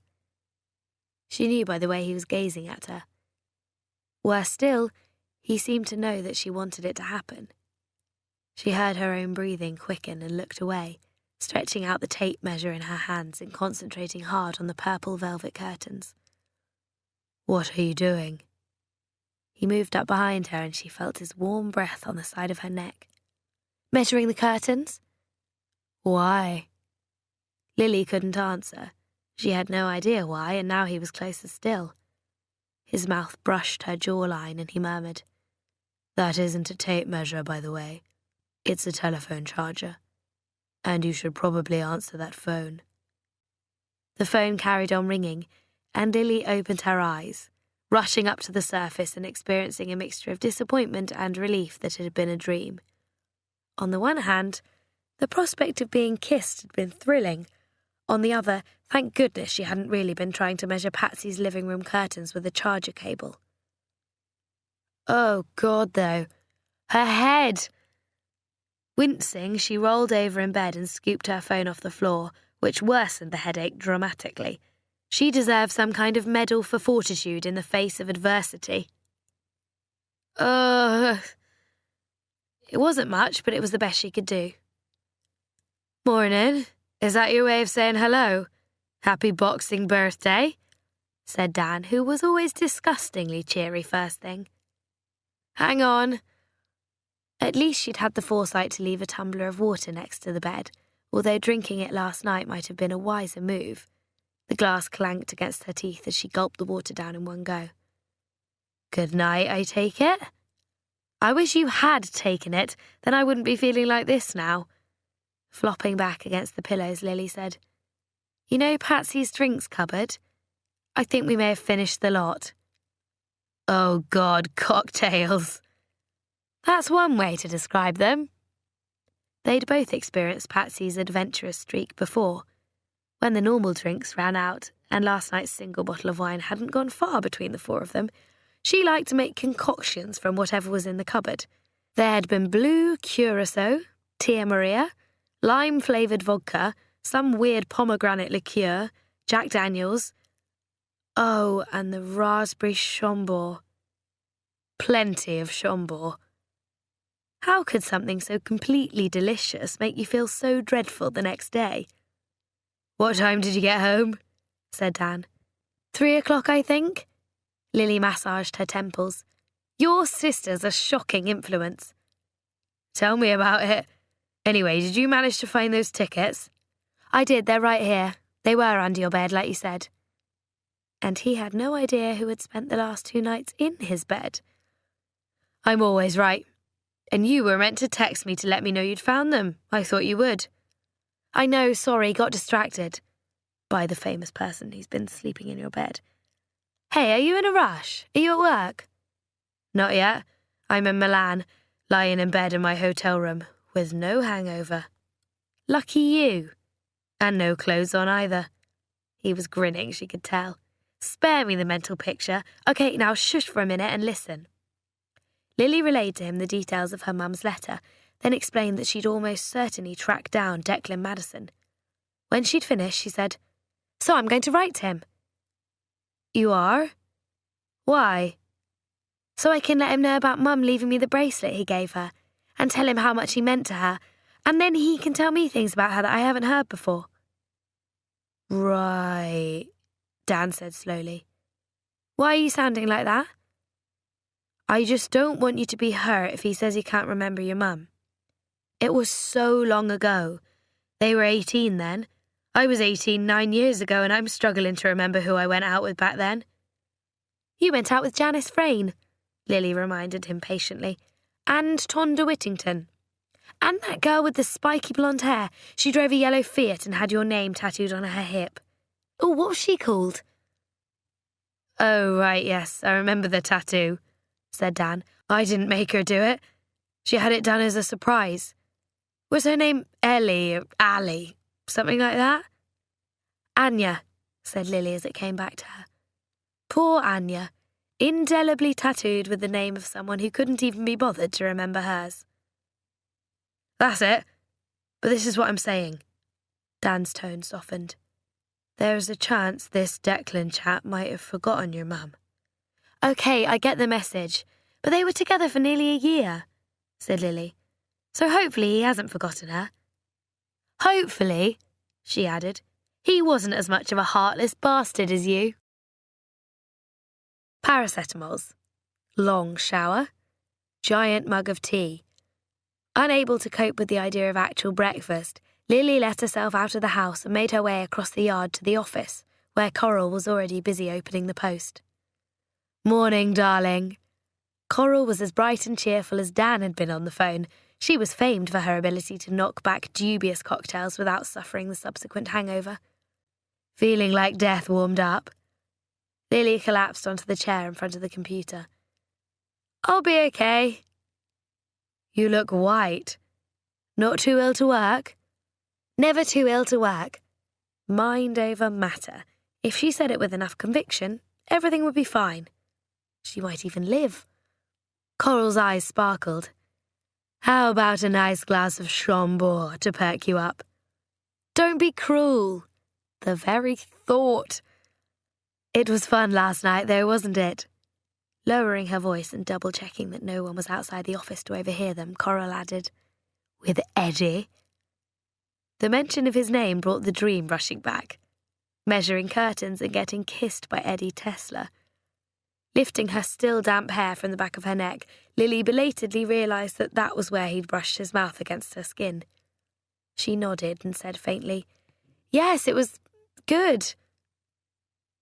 So are you heading over there on your lunch break? Over where? To see him. You're going to write that letter, remember? He offered to help you. Oh, God, he had. It was all coming back to her now. They'd been discussing the letter and she'd been wondering how best to word it, and Eddie had said, Well, why don't I give you a hand? Which at the time, what with him being a professional wordsmith and all, had seemed like an excellent idea. Now, post-dream, it just felt embarrassing. I don't know, I should do it myself, said Lily. Coral looked dismayed. Oh, go on, let him help. He'll be looking forward to a bit of company, I expect. Anyway, you can't turn him down now, it'd be rude. At 2:15, Lily double-knocked at the front door of Patsy's cottage, then pushed open the letterbox. Hi, it's me. The door opened and she slipped inside, deliberately not thinking about the dream. You're late, said Eddie Tesla. We've been busy. Some of us have work to do. Touché. How are you feeling after last night? Terrible, thanks. It was getting easier to look at him, but still weird to think he was famous. This afternoon he was barefoot and wearing a dark blue polo shirt and board shorts, so she was even getting to see his famous legs. They were nice ones too, lean and tanned and with a pale scar across his left knee. And does anyone else know I'm here? Have you mentioned it to the rest of the village yet? Of course I have. Didn't you hear me bellowing the announcement through my loud hailer? His mouth twitched. I'll put the kettle on. Fancy some tea and toast? Perfect. In the kitchen, she watched from the doorway as he made the tea, sliced the loaf and took the butter out of the fridge. They really were very good legs. Not off-puttingly hairy, finely muscled with well-shaped calves and... I can see what you're doing, by the way. What? She jumped. Checking out my backside. He pointed to the window to indicate that he'd been watching her reflection in the glass. Well, you're wrong, said Lily, because I was looking at your legs. And? Are they okay? Not bad. He laughed and began buttering the popped-up toast. Have you thought about how you want to write this letter? Kind of. I've made a few notes. It needs to be right, though. I don't want to scare him off. Eddie placed everything on a tray and carried it through to the living room. They sat down at the table facing each other and he slid over one of the plates and a mug of tea. Go on, then. I got the gist of it last night, but tell me properly everything you know about your mum and this chap of hers. Declan. Chapter 10. Coral, of course, was the one who'd heard the story about Declan directly from Jo herself. But Lily had learnt it over the years following her mum's death. She'd always loved discovering details of her mother's life, especially the happier aspects. She could pretty much recite them off by heart. OK, well, they met in Barcelona. They were both 18, taking a year out after A-levels before heading off to university. Mum was a waitress in a restaurant on Las Ramblas, and Declan worked there behind the bar. They fancied each other from the first moment they met, apparently. Well, Mum was stunning and she was such fun, why wouldn't he fancy her? And he was the prettiest boy she'd ever seen, like, really good-looking. So they started seeing each other and arranging their work schedules so they could do the same shifts and have more time off together to have fun and explore Barcelona. They'd go to the beach, swim in the sea, have adventures, and just make the most of every day. Because they knew it was going to come to an end, said Eddie when she paused to take a bite of toast. Lily chewed, swallowed, and nodded. That's right. Mum had a place at Exeter to read English, and he was due to go to St Andrews. I mean, they couldn't have chosen two places further apart if they'd tried. I mean, hundreds and hundreds of miles apart. And they loved each other to bits, but what could they do? Either try and make a long-distance relationship work or be practical and break up. She shrugged. They both already knew the answer. And when it came to it, they broke up. Mum was devastated at first. It wasn't easy, but she got over it in time. They were 19, said Eddie. When you're that age, it kind of happens. Life goes on. What exactly? Mum didn't forget him, though. After the first year, she wrote to him suggesting they could spend the summer break back in Barcelona, but Declan said he couldn't. He already had some other job lined up. Then a couple of days later, she got a letter from someone called Teresa saying she was Declan's girlfriend now and it wasn't fair to keep pestering him. She needed to get on with her own life and let him go. Eddie nodded. Must have been hard. I know, but Mum knew it was for the best. She wasn't going to beg. And the next year, she met someone else too. Lily grimaced and took a gulp of tea. Keir Bourne. Your father. Unfortunately. If it hadn't been for him, you wouldn't be here now. Oh, I know that. I just wish he could have turned out to be a bit less selfish, a bit more of a decent human being. She puffed a stray curl off her forehead. So anyway, that was it as far as Mum and Declan were concerned. She didn't contact him after that. Can I ask how you ended up here? Sorry, you don't have to tell me that. Eddie shrugged. I'm just interested. I like to ask questions. It's fine. Mum carried on seeing Keir on and off. He wasn't a student. He lived with his parents in Exeter and worked for them in their car showroom. Don't laugh. Lily pointed a finger in warning, then said, Actually, why not? Laugh as much as you like. I'm the biological daughter of a sleazeball used car salesman. It's okay. Eddie wasn't laughing, but he looked as if he'd like to. Not your fault. So anyway, it got to the end of the third year and Mum finished her finals, but she didn't do as well as she'd hoped. Then Keir's parents lost their office manager and offered her the position, and she wasn't sure what else she could do, so she took the job.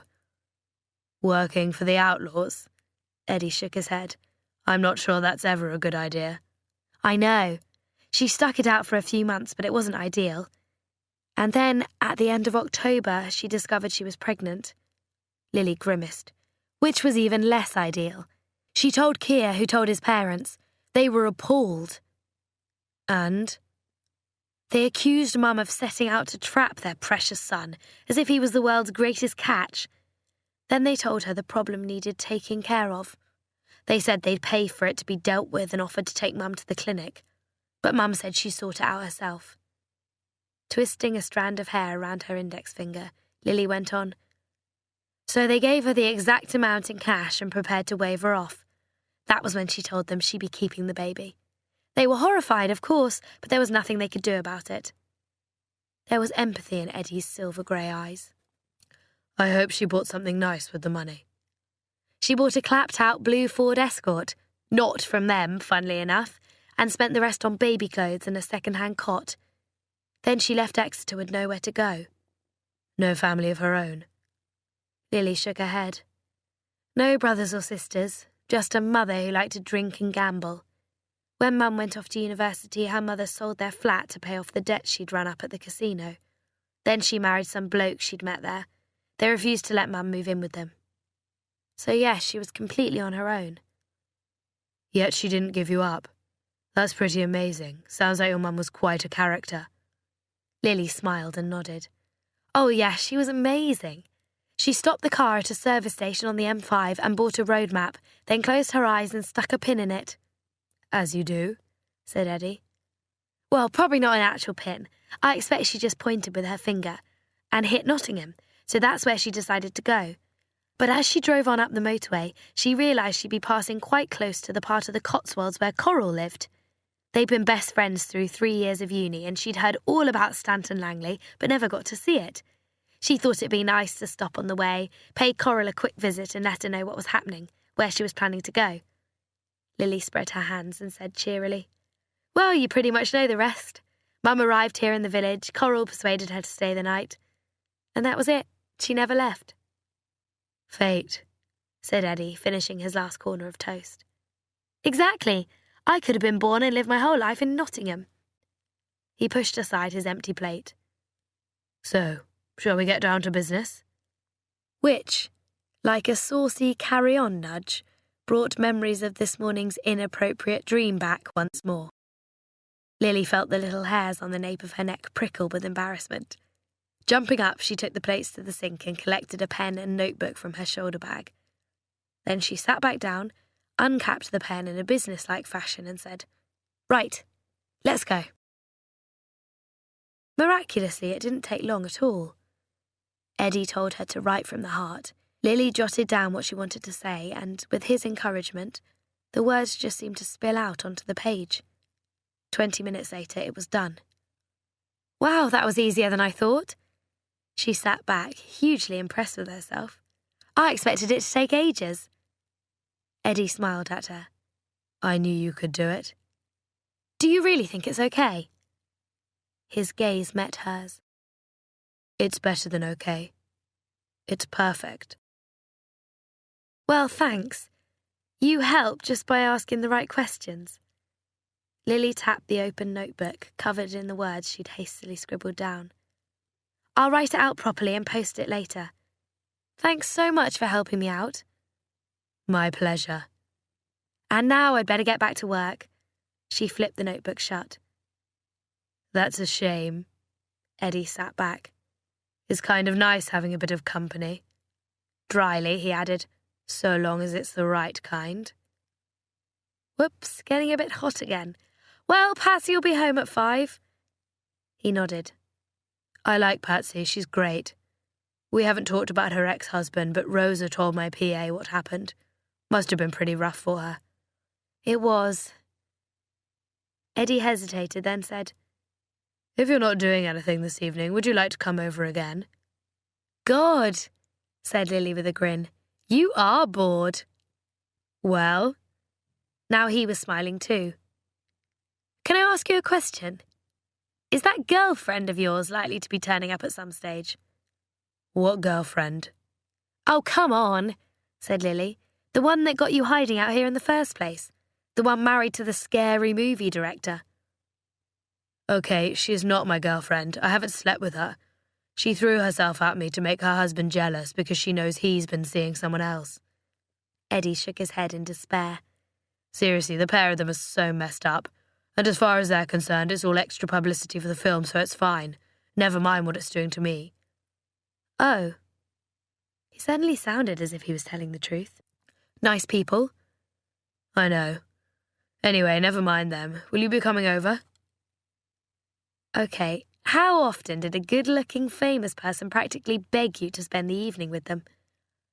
I'll have to consult my busy diary, Lily said, then rose to her feet and hoisted her bag over her shoulder. Maybe. Eddie Tesla's eyes glittered. And if you happen to call in at the shop on your way over, white chocolate magnums are my favourite. Chapter 11. Patsy's first client of the morning wasn't a willing one. Her name was Tamsin, and she was perfectly happy with her hair the way it was. No! She wailed when Patsy cautiously approached with the scissors. Don't! I like it like this! The child's mother shook her head. It can't stay like that, though, Tamsin, she said wearily. Now be a good girl and sit still. Last night, 4-year-old Tamsin had locked herself in the family bathroom with a pair of blunt scissors and spent a happy half-hour determinedly sawing away at her straight blonde hair, just on the one side of her head. Sweetie, you have to be careful. Patsy rested her hands on Tamsin's tiny shoulders. Because my scissors are really sharp and I don't want you to get hurt. Tears welled in the little girl's eyes. But I like my hair. Tam, it can't stay like that, her mother blurted out in despair. Everyone will laugh at you. Hair has to be the same on both sides, otherwise it just looks silly. Not silly, roared Tamsin, launching herself out of the chair. Like a mini superhero, she ripped apart the Velcro fastening of her cape and flung it to the ground. Not silly, get away from me! Oh my God, Tamsin, you are being impossible! Her mother rolled her eyes. I'm so sorry, she's not going to let you do it, she said to Patsy. We'll have to leave it for now. That's okay, not a problem. Patsy picked up the discarded cape. Maybe in a day or two she'll change her mind. Fingers crossed. Honestly, said the woman, I think she's trying to give me a nervous breakdown. Kids, eh? Who'd have 'em? It was one of those careless, throwaway comments you heard all the time, but to Patsy the words jarred like chalk on a blackboard. A lump sprang into her throat, and when she glanced across the salon, her gaze caught Will's for a split second before he looked away. Tamsin's mother said, Have you got children? Patsy willed the lump to reduce in size. No, not me. The woman, clearly at the end of her tether, shook her head. You don't know how lucky you are. An hour later, Patsy was putting foils into the hair of another mother, this one a not quite natural blonde in her late 20s, whose 3-week-old daughter was sleeping in a new pink and grey carrying car seat. Everyone had admired little Ella, who was utterly beautiful, with downy dark hair, a rosebud mouth and delicate eyebrows that moved as she dreamed her baby dreams. Her mother, giddy with the joy of parenthood but wiped out by the night feeds, had closed her eyes within 2 minutes of the first foils going in and was now also peacefully asleep. Patsy couldn't help herself. She kept stealing glances at perfect Ella, with her tiny fingers and spiky dark lashes. If she were to pick her up, she knew exactly how that fluffy hair and silky soft skin would feel and smell. Maybe one day it would happen. Maybe one day her life would start going according to plan instead of spluttering and stalling like some clapped-out old banger.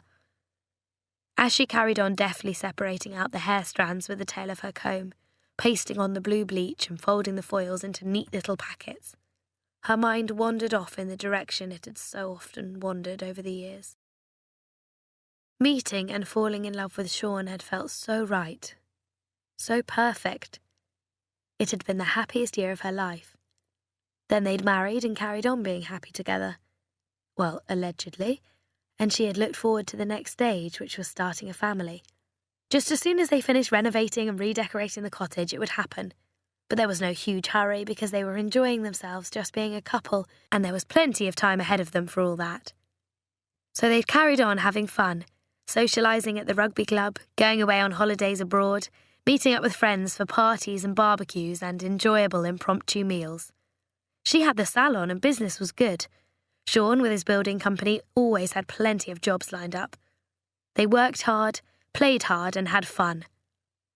OK, maybe the sex had tailed off a bit over the last couple of years, but wasn't it only to be expected? Most married couples experience that. The marriage itself, though, had felt perfectly fine, solid and enduring. She and Sean never really argued. They enjoyed each other's company. There had never been even the slightest hint that one day she would come home from work and hear her husband tell her he was gay. Hardly surprisingly, it was one of those scenes that would be seared forever into her memory. Sean, white-faced with anguish, not wanting to hurt her but knowing he must, because he simply couldn't live with the secret anymore. It had been raining. The smell of dry earth soaking up water and giving out its distinctive loamy scent still reminded Patsy of that evening. Sean's voice had been strained as he'd uttered the words, "I'm sorry, I'm gay." And she'd said, "Shut up, you're not," because it was about as likely as him telling her he was actually Superman and could fly.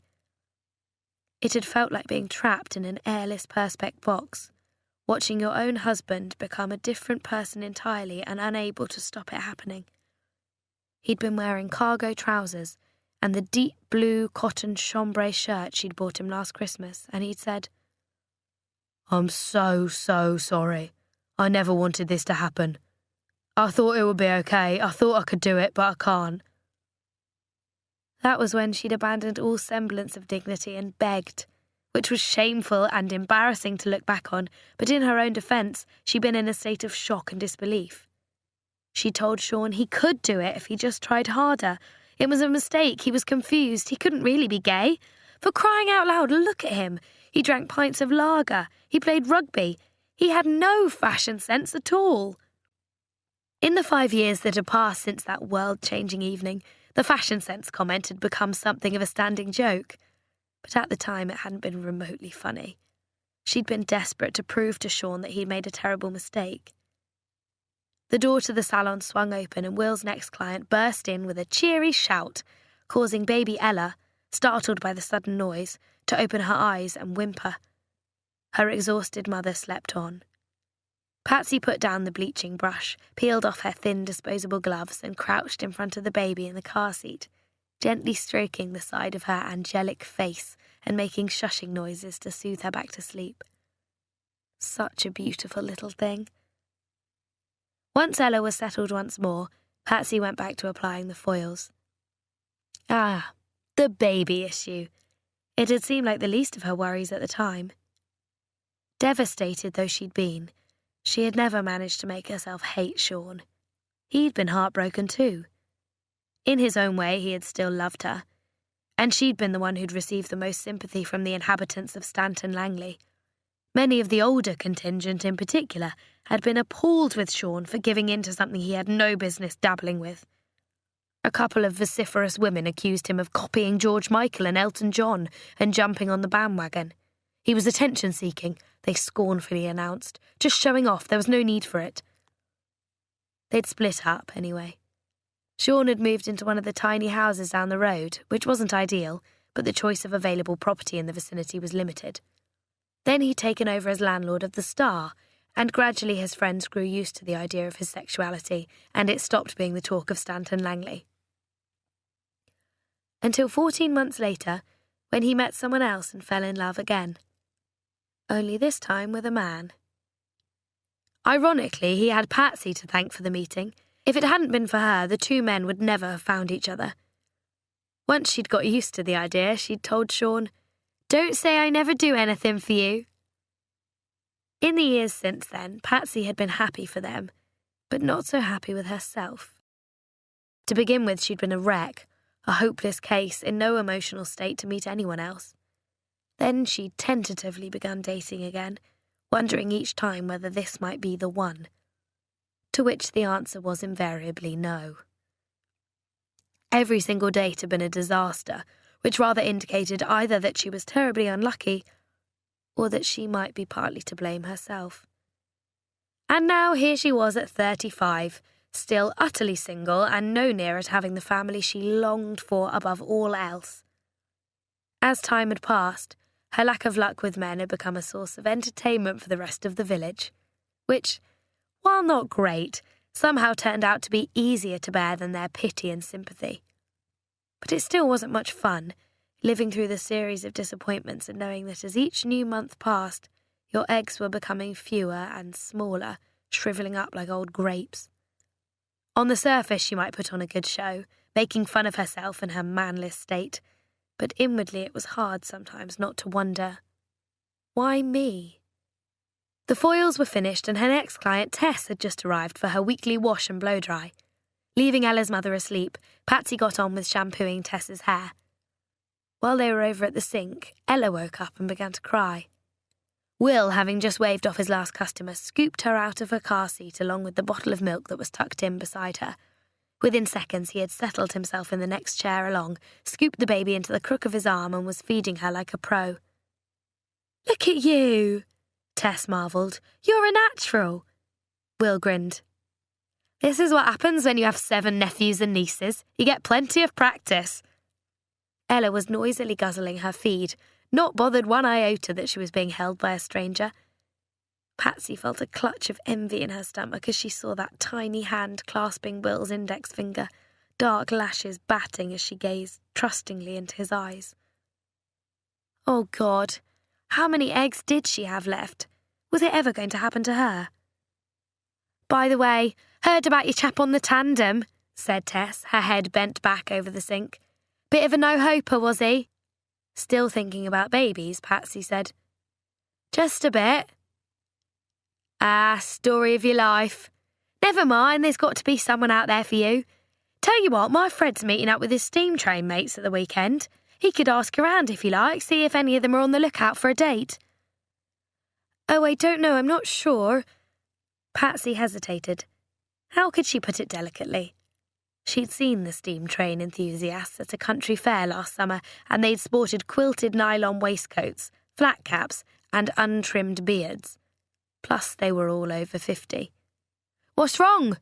demanded Tess after a few seconds of uncomfortable silence.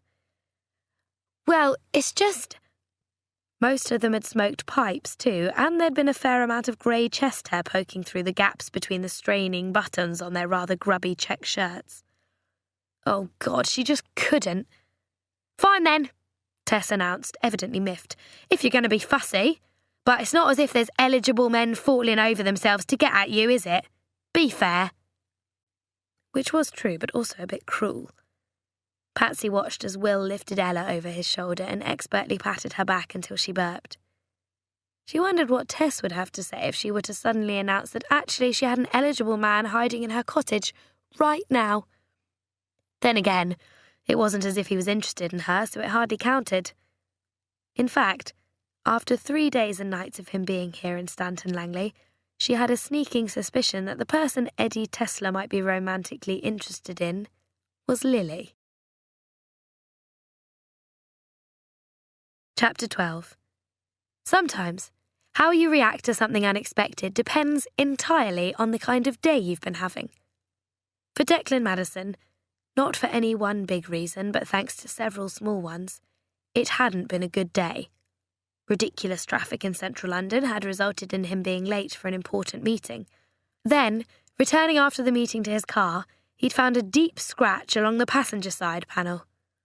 2 hours later, following another appointment that had run over by 5 minutes, he'd picked up a parking ticket. Now, all he really wanted to do upon arriving home was sit down and relax, order a takeaway and watch a bit of mindless TV.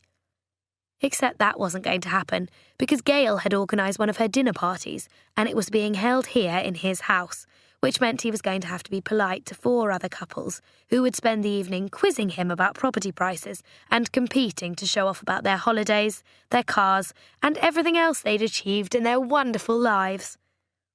Because Gail's friends were drawn from a group Declan privately referred to as the Perfects. The women tended to be thin and brittle, the men paunchy and rich. They attended charitable events, but mainly for the purpose of being seen to be charitable. There didn't appear to be much genuine concern for those whose lives were less wonderful than their own. Anyway, nothing he could do about it now. Downstairs was a hive of activity as the caterers prepared the meal and Gail oversaw the table arrangements. "Darling, you're late. You need to go and get changed." She pointed upstairs when she saw Declan in the hallway. "Drinks at 7:30. I need you down here by 15:15. "Fine." He collected up the little pile of post waiting for him on the hall table. "What are we having?" "Smoked trout salad and fillet of pork with Dijon sauce." Dijon sauce. Declan suppressed a sigh. He wasn't keen on mustard. Upstairs, he kicked off his shoes and threw himself onto the bed. He was very fond of Gail, and she had some great qualities, but her enthusiasm for arranging dinner parties wasn't one of them.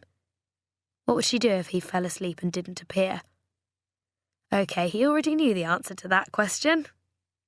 He sifted through the post, arranging the envelopes in order of interest. Bill, bank statement, yet another parking fine, car brochure, and finally something in a proper envelope with handwriting on the front. Actual, handwritten handwriting at that. He tore it open, mildly intrigued. Who even sent letters these days, written by hand? Well, this person, evidently. He unfolded the good quality sheets of pale green writing paper and took an instinctive liking to whoever's handwriting it was. The next moment, a name jumped out at him and his heart did a double beat. What? Jo? But how could the letter be from her when it wasn't her writing? And then he began to read.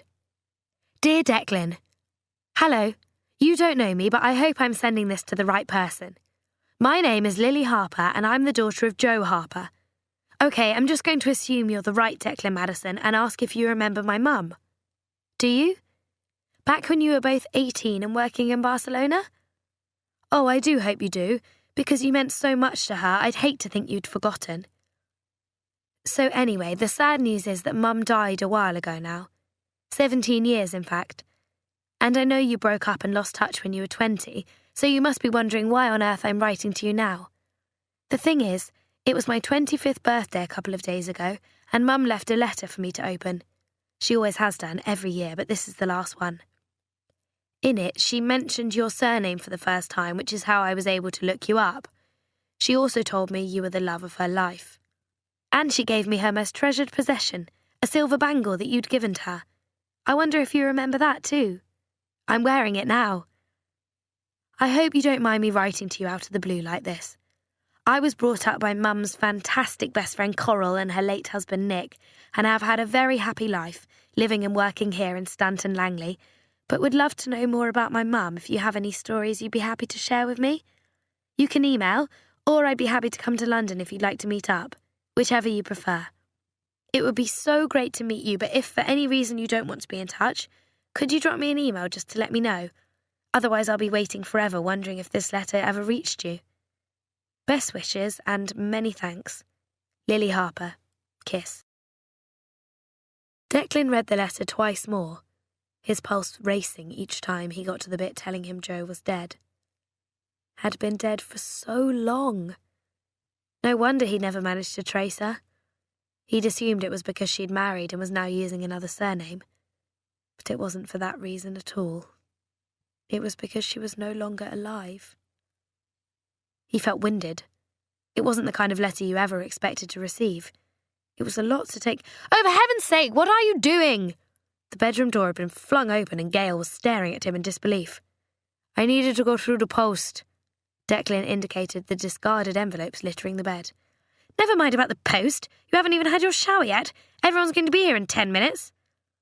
He held up the sheets of writing paper. I've had a letter from the daughter of an old friend. Declan, what am I? The invisible woman? Listen to me. You need to get ready now.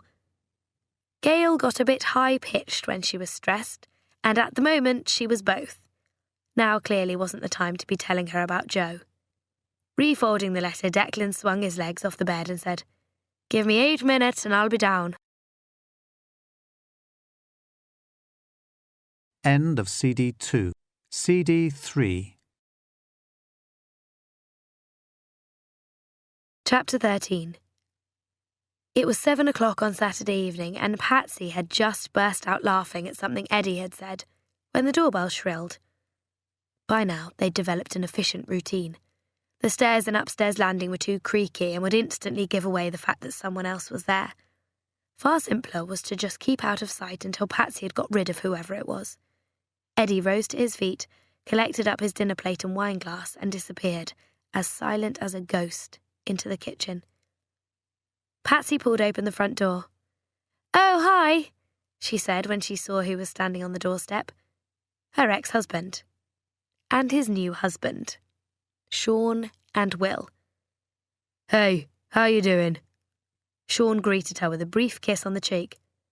Okay if we come in. Well... Not for long, just a few minutes. Actually, I'm a bit pushed for time. Patsy did an ostentatious watch check, the effect somewhat spoiled by the discovery that she'd left her watch in the kitchen. Me too. I have to get over to the pub, but there's something we wanted to say. Come on. Sean guided her gently backwards into the cottage. 5 minutes and we'll leave you in peace. Will and Sean, the happiest couple she knew. Patsy perched on the arm of the chair by the fireplace and they sat on the sofa opposite. Sean was wearing a charcoal grey polo shirt and black trousers that showed off his broad, muscular physique.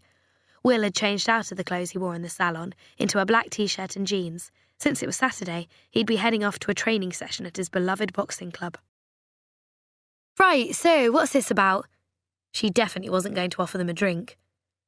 Okay, straight to the point. Sean leaned forward, his forearms resting on his knees, fingers loosely clasped together. You want a baby.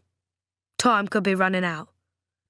If you decide you'd like to go ahead and have one, well, just so you know, I'd be happy to volunteer to be the donor. Patsy sat back, her eyes widening in disbelief. Wow, whatever she'd been expecting him to come out with, it hadn't been that. Finally, she said, What's brought this on? He shrugged. It's an offer. An idea, that's all. Something to think about. It was certainly that. I see you at work, Will joined in. Like yesterday when you were looking at Ella. I hear all the things people say to you and the jokes they make about you not being able to find yourself a man. And you laugh it off, pretend it doesn't hurt. He paused. But it does hurt. You know that, and we both know it too. Right. They were looking at her with genuine compassion, like parents wanting to do their very best for their child. And so many women get panicky and desperate, said Sean, and end up having a baby with the next guy who comes along, without even stopping to wonder if he's suitable. He gave her a serious look. I'm not saying you'd do that, but it happens. And the thing is, we know each other. You know I'm healthy. After a moment's hesitation, he went on. Okay, listen, what I'm trying to say is it could be the answer for all of us. You'd have the baby you want, and so would we. We? You mean you and Will? We thought about it, said Sean. A lot. We'd love to be involved. It's worked for other people in our situation. Gosh. Patsy twisted her fingers together, struggling to take in the offer. It's an option, Will shrugged. You don't have to make any decisions now. It's just there on the table and we'd be fine with whatever you decide. Both of us, he stressed. Okay. Well, thanks. Still numb, Patsy stood up. I'll have a think about it. You do that. As they were leaving, Sean said, No hurry. And hey, he gave her arm a squeeze. You never know. It could be the answer to everything. Will smiled and added encouragingly, It could be great. Well, Eddie marvelled when they'd left and she'd opened the kitchen door. It's all going on around here. Patsy exhaled, glad he wasn't pretending not to have heard everything. Of course he had. The kitchen door hadn't been completely closed and he'd been less than 10 feet away from them. Wow, she shook her head. I wasn't expecting that. Is it a good surprise? Eddie poured her a fresh glass of wine. No idea. I can't even begin to think about it. They returned to the living room and she sat back down, properly this time, in the armchair. Eddie settled himself on the sofa. It was actually surprising how quickly the novelty of him being famous had worn off. She'd got used to Eddie just being himself. That was your ex and his other half. Patsy nodded. She'd already told him briefly about Sean and Will. They sound nice. They are, and they're perfect together. How did they meet? All thanks to me? Patsy smiled, though her feelings had been a little more mixed at the time. It was just over a year after Sean and I had split up. I'd been pretty heartbroken, but working in the salon helped. Then Rosa entered us into one of the big national hairdressing competitions in Birmingham, and the day before we were due to go up there, my gearbox exploded. So Sean offered to drive us up in his car. When we got there, he helped us carry the stuff in and set up our station. She took a sip of wine. And the hairdresser at the station next to ours was Will. Fate, said Eddie. I know, but neither of them looked remotely gay, and their gaydar was rubbish. I could see them sneaking looks at each other, but they genuinely didn't have a clue. The boxer and the rugby player. Bless them, said Patsy. It wasn't until the end of the day that Will said something to me in passing about my husband, and I told him Sean was my ex-husband. Then he said, Oh, I'm sorry. And I said, actually, he's gay. And the moment I saw the look on his face, I knew for sure. I told him if he was interested, he should ask for Sean's number, and he finally plucked up the courage just as we were leaving. And that was the start of it all. Amazing. So then he ended up working with you. They'd been seeing each other whenever they could, but Will was living up in Manchester at the time, so it wasn't ideal. Then Rosa told me she was leaving the salon, moving back to London. It was my idea that Will could take her place. Patsy shrugged. And it's worked out brilliantly. He's a great hairdresser. The clients love him to bits, and so do I.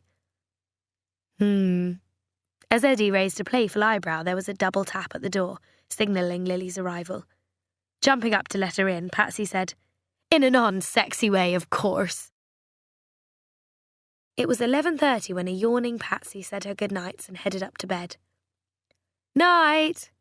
Lily waved and put down her coffee cup. "I should go too." Eddie said, "Why, you don't have to. Stay a bit longer." "You're so needy." Lily grinned at him. They both heard the creaking of the floorboards on the landing, then Patsy's bedroom door closed behind her. "I'm not needy. I just like talking to you." Which sounded flattering. "Let's face it," said Lily. "You like talking, and there aren't many of us listeners to choose from." "But if there were hundreds, I'd still choose you." Eddie tilted his head to one side, grey eyes glittering. "Don't give me your film star smile." "That isn't my film star smile. This is my film star smile."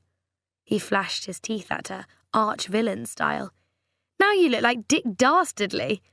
Eddie laughed. "Not too many people say things like that to me. Maybe that's why I like you." "That and the mini magnums I bring along with me." Lily prodded the empty wrappers on the coffee table in front of them.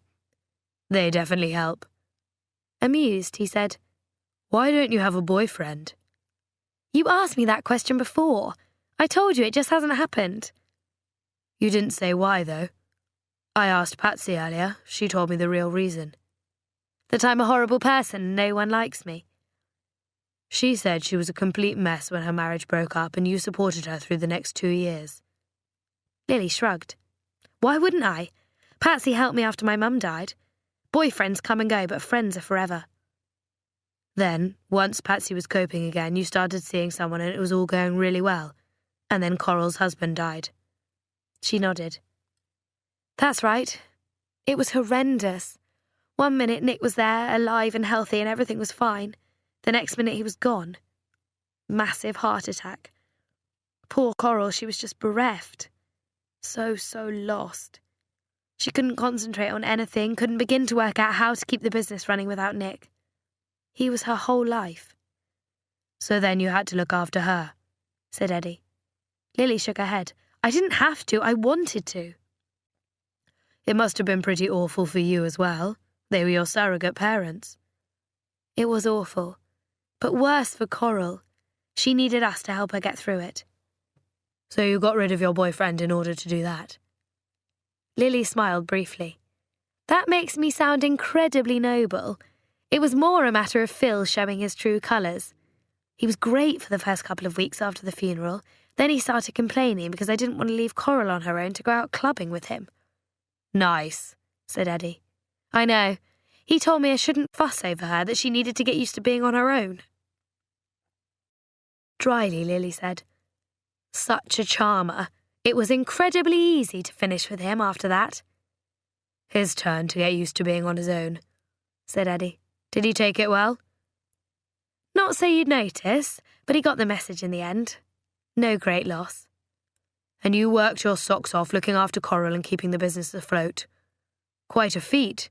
You can be proud of yourself for managing that." "Anyone would do the same. Well, if they're half-decent human beings." "And not selfish gits," said Eddie.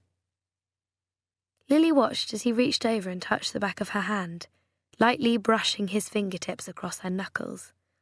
The physical contact sent a jolt of adrenaline through her. She held her breath, wondering what he meant by it. He was still stroking her hand and gazing into her eyes. The corners of his mouth curved up and he murmured, "You're definitely half-decent. At the very least." Her brain was all over the place. Her mouth was dry. The underlying attraction between them appeared to be swimming to the surface. All the nerve endings on the back of her hand were now so sensitive his touch was all she could think about. When Eddie said, "What's that?" she thought he'd found some kind of lump or a sticking-out vein. The next moment she heard footsteps outside the front door, followed by the sound of a key being fitted into the lock. Chapter 14. "Who the hell?" Eddie was sitting up, dropping her hand. "Only me," said Dan as he pushed the door open. "I thought you'd be asleep by now, that's why I didn't phone to— Oh!" The pregnant pause lasted a good couple of seconds until Lily smiled and said brightly, "Hi!" Hi. Dan looked steadily at her, then at Eddie Tesla. Does Patsy not live here anymore? She went up to bed. We were just chatting. Gesturing to Eddie and fairly sure her cheeks were red, Lily said, This is, Eddie. I know. Hello. Hi, said Eddie. We weren't expecting you, Lily gabbled. You didn't say you were coming back. We didn't even hear the car outside. I parked further down under the street lamp. We've been invited to a black tie do on Monday, so I needed to pick up my dinner suit. I'll just go and get it. Anna's waiting in the car. As he spoke, Dan was simultaneously giving her a narrow stare and heading for the staircase. I'll come up with you. Leaping to her feet, Lily followed him, catching up as he reached his bedroom doorway. What's going on? Dan halted abruptly, as she'd known he would. The bed was unmade, Eddie's clothes were flung over the chair, and other belongings had been scattered about. He's been staying for a few days, that's all. In my bedroom. And no one thought to ask if it was okay with me. It was a secret. We couldn't let anyone else know he was here. Not even the person whose room he's been using. Dan, whose default setting was jokey and flippant, wasn't being jokey now. Distinctly unamused, he said, You don't think it might have been polite to mention it? Maybe, said Lily, but you weren't supposed to find out. He shook his head in disbelief. A complete stranger. He's not a complete stranger, though, is he? He's Eddie Tesla. You know who he is. And I also know he's been sleeping in my bed. With you, presumably. My God. What? I'm not sleeping with him. Whoops, was Eddie able to overhear this downstairs? Lowering her voice, Lily hissed, I'm not. So what are you doing with him then? And what's he doing here? Okay, I'm just keeping him company.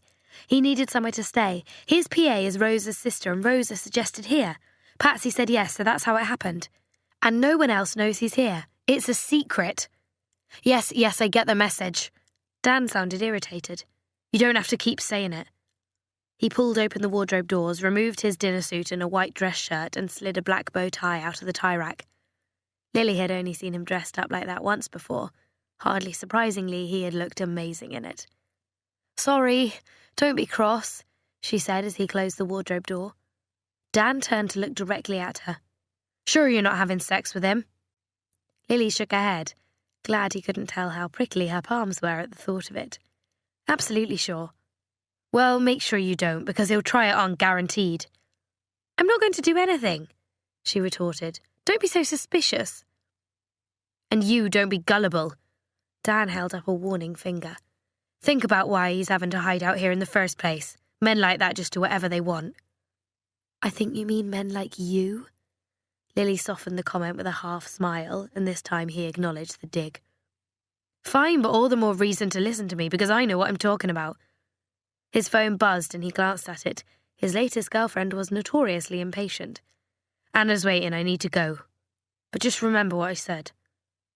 I will, she mimed, zipping her mouth shut. And you remember what I said, too. They made their way downstairs, Lily marvelling at Patsy's ability to sleep through anything. Once she'd gone, you could hold a rave outside her bedroom door and she wouldn't wake up. Bye. Dan briefly raised a hand to Eddie. Bye, said Eddie. Sorry about not letting you know, and thanks for... Yep, have to go. When Dan had left, Eddie shook his head. He's not going to keep this to himself. Unsettled by Dan's earlier comments, Lily decided she should leave too. She reached for her bag and turned to Eddie. The least she could do was reassure him. Don't worry, he will. Hey, you didn't have to sound quite so appalled, by the way. Sleeping with me wouldn't be that terrible. So he had overheard, and now he was making fun of her. Lily gave him a look, then quickly left before he could see that he'd made her blush. The first paparazzi arrived the following morning just before midday. An hour later, a couple of journalists turned up. Lily couldn't believe it. She'd been so certain she could trust Dan to keep the secret. But she knew it hadn't been Patsy or Coral, so who else could have given the game away? There simply wasn't anyone else who knew. Mortified, she sent Dan a sarcastic text message and received no reply. At 2:00, Patsy arrived at Goldstone and found Lily out in the yard stacking up a range of ceramic planting pots. Well, he's gone, Eddie. Lily had guessed he would leave once his cover had been blown. There'd be no reason to stay. Rosa's husband came down to collect him, take him back to London. It's going to be weird not having him around. I know. They'd enjoyed sharing the secret, keeping Eddie Tesla to themselves. Was he cross with Dan? Not really, more resigned. He said he'd had 5 days of peace, which was better than nothing. Oh, and he asked me to say goodbye to you too, and thanks for everything. Right. Was it silly to wish he could have called into the yard, even for just half a minute, to say goodbye? Probably, but Lily still found herself thinking it. Then again, why would he? Eddie Tesla was on his way back to London, to his film-starry life peppered with paparazzi, glitz, and gorgeous girls from the world of celebrity. He'd been bored, and she'd provided him with a bit of undemanding company, but now he was gone, while she was stuck here, lugging heavy, dusty Victorian pots around the yard. Oh, the glamour. And he said good luck with finding Declan, Patsy added. He hopes you get to hear from him. She'd posted the letter on Thursday with a first-class stamp on it. Despite obsessively checking her email since Friday, there'd been no reply so far. Yeah.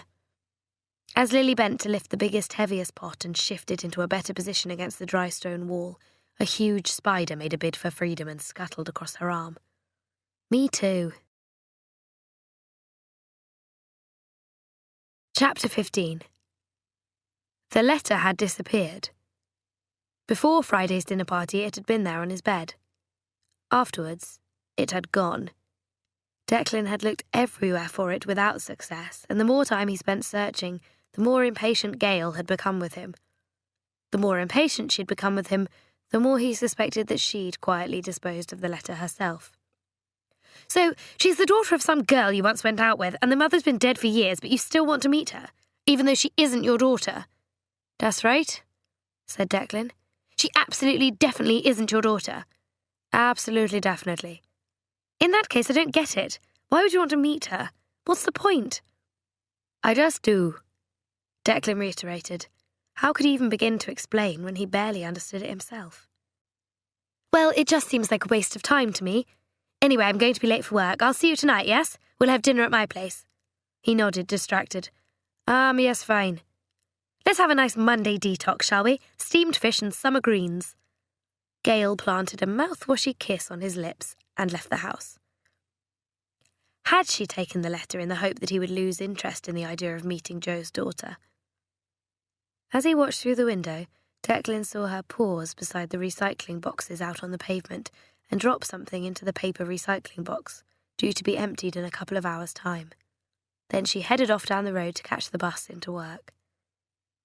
Feeling like a spy, Declan waited until she'd turned the corner, then left the front door on the latch and went out to check the black box. The discarded Sunday papers were in there, together with a few magazines and an assortment of junk mail. If he found Lily's letter, that was it. The relationship with Gail would be over. 10 minutes later, he still hadn't found it. Carefully leafing through the pages of the copy of Red that she'd put out yesterday, he was beginning to suspect that the item he'd seen her drop into the box had been the flyer for a pizza delivery company that had come through the letterbox last night. Then again, if she'd really wanted to hide the letter from him, surely she'd choose to leave it in a bin somewhere further away from the house. So that was still a possibility. A car horn tooted, and Declan looked up as a silver 4x4 squealed to a halt beside him. Hiya! Jumping out of the driver's seat, Carly tottered onto the pavement and threw her arms around him. Mwah! Now, listen, thanks so much for Friday. We had such a great evening. Our pleasure. It was good fun, wasn't it? Carly and her husband had been the last to head off after the dinner party. Wondering why she was here now, Declan said, Did you leave something behind? For once, no. Quite the opposite, in fact. Honestly, what am I like? Carly's conversations tended to be rattled out like machine gun fire. Well, I know what I'm like. I get a few drinks down my neck and my brain goes AWOL. Anyway, I've worked out how it happened, because when I went to touch up my makeup, there was someone else in the loo, so I sneaked into your bedroom instead to use a mirror. Then I couldn't find my stupid lipstick, so I tipped everything out of my bag onto your bed. It was like finally, after days of puzzling over a fiendish crossword clue, all of a sudden realising you'd figured out the answer. And then I chucked it all back in, but it wasn't until this morning that I found I'd scooped up something else too. Completely by accident, of course. But I'm so sorry, and I do hope you haven't been searching for it. As she spoke, Carly was opening her bag, taking out the pale green envelope and wincing apologetically. "Thanks." Declan broke into a broad smile. He wouldn't tell her how long he'd spent trying to find it. "I had wondered where it got to, but it's not a problem. I'm just glad to have it back." "Well, I feel terrible, but I really didn't mean it to happen. Anyway, you've got it now, and I haven't read it, I promise." "Okay." Declan nodded. "Oh, who am I trying to kid? Of course I read it." The confession came tumbling out. "Anyone who says they wouldn't do the same is a liar. A proper letter written in real handwriting? Are you kidding? Who could resist that?" "It's fine, don't worry." Declan didn't blame her. The chances were that he'd have done exactly the same. Interested, he said, "And what do you think I should do?" "Okay, is there even the teeniest chance that this girl's your daughter?" Was this the conclusion everyone was going to jump to? He shook his head. "No chance at all." "Well, that's a big shame, but I still think you have to meet her," said Carly. "She sounds so lovely." "Why?" Her eyebrows rose as far as the Botox would allow. "Don't you want to?" "No, I really do. It's just that Gail can't understand why I would." "Can't she? Well, maybe she's just not that curious. Some people are, some aren't. And it's not actually anything to do with Gail anyway, is it?" "I suppose not." Declan smiled. "You're right, it doesn't affect her. Fair enough." "Ah, she's a nice girl. You make a good couple. Now I better go." Carly gave him another quick kiss on the cheek and jangled her car keys. "Pilates, I'll be in trouble if I'm late." Back inside the house, Declan opened his laptop and dealt with the morning emails, but his attention kept sliding back to the letter on the table next to him. Poor Gail. To think he'd suspected her of underhand practices when all this time she'd been completely innocent. Of course she was innocent. Gail was blunt and outspoken, but never underhand. Plus, destroying it wouldn't have stopped him from making contact with Joe's daughter anyway. He might not have been able to recall Lily's email address, but knowing she lived in Goldstone House in Stanton Langley meant he would certainly have been able to find her. He'd already looked up the village and liked what he'd seen of it online. But now that he had the letter back, he could even more easily send off an email and, as Lily herself had suggested, arrange for the two of them to meet up right here in London. Declan sat back and gazed out of the window. And yet, since exploring Stanton Langley via Google Earth, the idea of an email no longer seemed quite enough. He checked his watch. It was still only 8:30 on a bright sunny morning. Getting out of the city and heading west wasn't out of the question. He could be there by 11. And he had no business appointments today, no other commitments, nowhere else he categorically had to be, which was an unusual enough situation to feel a bit like fate. Plus, Lily might not have specified exactly whereabouts, but she told him she worked in Stanton Langley.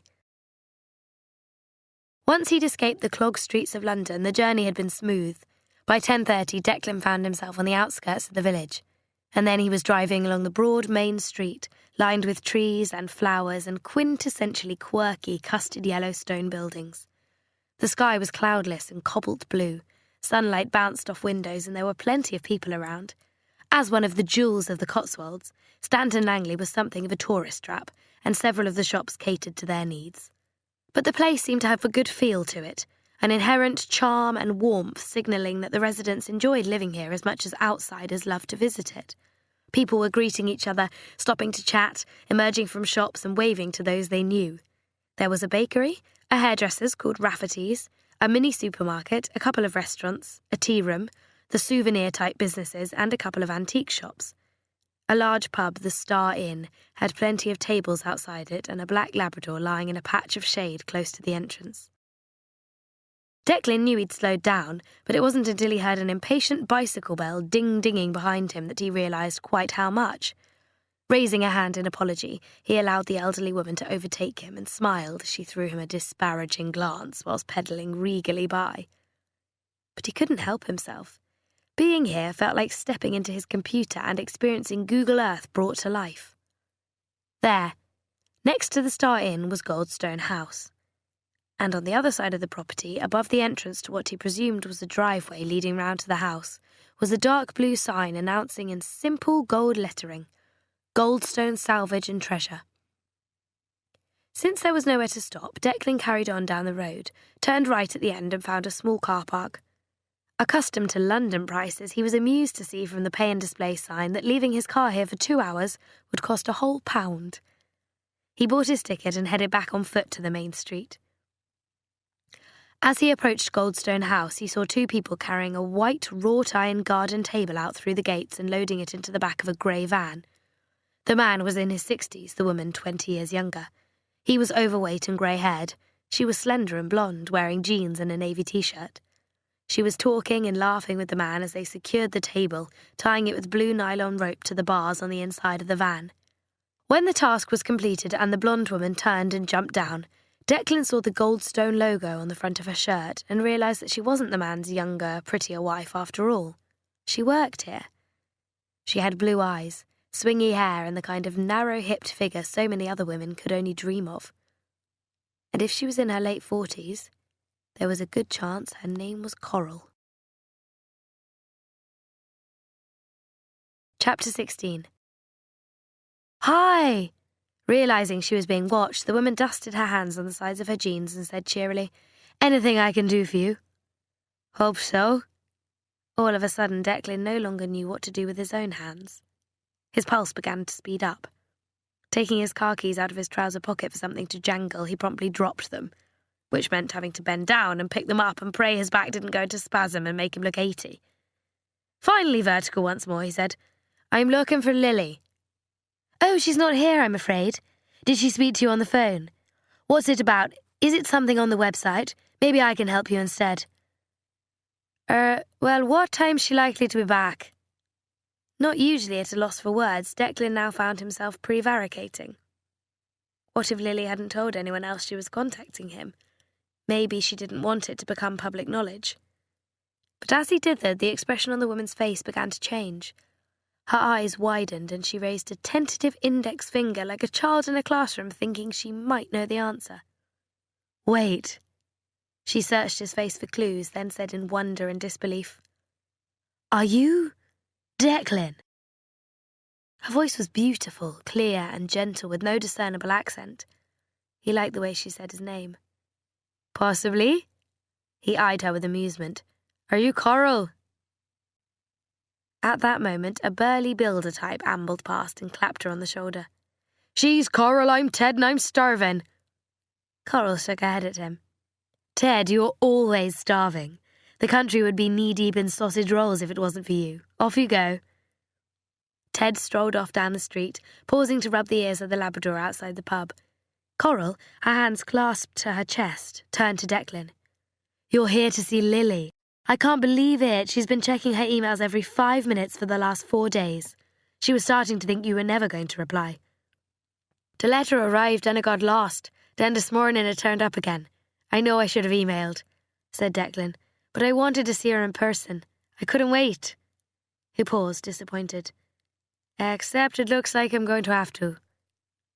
"Oh, not for too long. She'll be back by 3, if you can stay until then." As if he'd leave now. Declan nodded. He'd just have to call Gail and let her know he wouldn't be back for the detox steamed fish and summer greens. "It's okay, I can stay." "Hooray, that's fantastic. She's going to be so thrilled to see you. In fact, come here." Coral spread her arms and gave him a hug. "We're all thrilled. You have no idea how much this means to Lily." Declan was aware of the feel of her hands on his shoulders, the front of her t-shirt against his chest, the fresh, woody scent of the perfume she was wearing. "Thanks. It means a lot to me too." He paused, then said with a crooked smile, "I don't even know why it feels so important. It just does." And now she was stepping back, holding him at arm's length, studying his face. "I've seen the letter Lily wrote to you. You really were the love of Joe's life, you know." Hearing her repeat what Lily had said in the letter caused a surge of emotion to well up. Declan hesitated, then nodded. "And it turns out Joe was the love of my life too." Did that sound melodramatic? It was true, though. He'd expected to meet someone else. He had met plenty of someone else's over the years, but none of them had ever made him feel quite the way he felt about Joe. "Oh, and you probably didn't know she'd died. That must have come as an awful shock." Coral touched his arm. "It did. I mean, it wasn't something that had ever occurred to me. I know we hadn't seen each other for all those years, but I assumed she was out there somewhere. Declan shrugged. I always hoped she was happy. Come along inside. Guiding him through the gates of Goldstone salvage and treasure, Coral led him across the flagstones, past an eclectic assortment of items for sale, and into a low building that turned out to be an office. Marty, could you keep an eye on things out there? This is someone I need to chat to in private for 10 minutes. Middle-aged Marty, also wearing a blue Goldstone t-shirt and jeans, nodded and left them alone. Coral offered Declan a swivel chair and perched herself on the edge of the desk next to the computer. Like I said, Lily should be back by 3 o'clock. I'm not going to call her and say you're here because I don't want her racing back down the motorway like a maniac. And I'm not going to talk to you about her either because that wouldn't be fair. Lily deserves to be the one who does that. Absolutely. Declan nodded in agreement. But you won't be disappointed. Coral smiled at him. I can promise you that much. She's a gorgeous girl. I won't show you any photos. You'll see for yourself when she gets back. Fair enough. Now he knew it was definitely going to happen, he was fine to wait. And we're pretty busy here today, but we can chat about Joe if you'd like to. You were a best friend, said Declan. I'd really like to. Joe was so great. The first time we met was the day we both moved into the halls of residence at Exeter. There was this weird whacking sound coming from the room next door to mine, and a voice kept saying, "Oh, you bugger." In the end, I went to see what was going on, and there was Jo trying to hit a blue bottle with a rolled-out magazine. But every time she took a swipe at it, it flew off. The first words she said to me were, "Oh, hi, have you come to watch me murder my new roommate?" And at that exact moment, the blue bottle flew around her in a circle and landed on her head. "Ha!" Declan smiled, already glad he'd made the journey down. Hearing stories about Jo wasn't only going to benefit Lily, it seemed. I can just picture that happening. He could almost hear Jo saying the words, mischievous yet deadpan. Comic timing had always been her forte. "We were friends from that moment on," said Coral. "It's scary to think we might not have met. If some bored office admin person had allocated us different rooms or put us in different halls, well, everything could have been so different." "The first time I saw Jo," said Declan, "I was just turning up for my shift at the restaurant in Barcelona. An old Scottish woman on holiday had her purse snatched, and a thief was running off down Las Ramblas. Jo had seen it happen, and she raced off after him. She was still carrying her tray," he remembered. "The thief had an accomplice waiting for him on a moped at the end of the street. Just as he was about to jump on the back of the moped and escape, Jo threw a metal tray at him like a frisbee, and it hit him smack in the back of the legs. I saw it with my own eyes. The thief dropped the purse and went flying. The guy on the moped rode off without him, and Jo picked up the purse and the tray and came back up the street to the restaurant. The old lady was sobbing with gratitude and tried to give her some money to say thank you. Jo said, 'No way, that's the best fun I've had in weeks.' That's exactly what she was like." Coral was laughing now. "All she told me was that she once threw a tray at a thief in Barcelona. I never got to hear the whole story." She shook her head. "This is amazing. It's like filling in all the gaps. We could carry on doing this for hours." "I brought a photograph album down with me." Declan waved his hand in the rough direction of the car park. "I'll wait until Lily's back. I mean, I know Jo had photos too, but—" "Of you and her together?" "Oh, but she didn't." "Well, she did once," Coral hastily amended.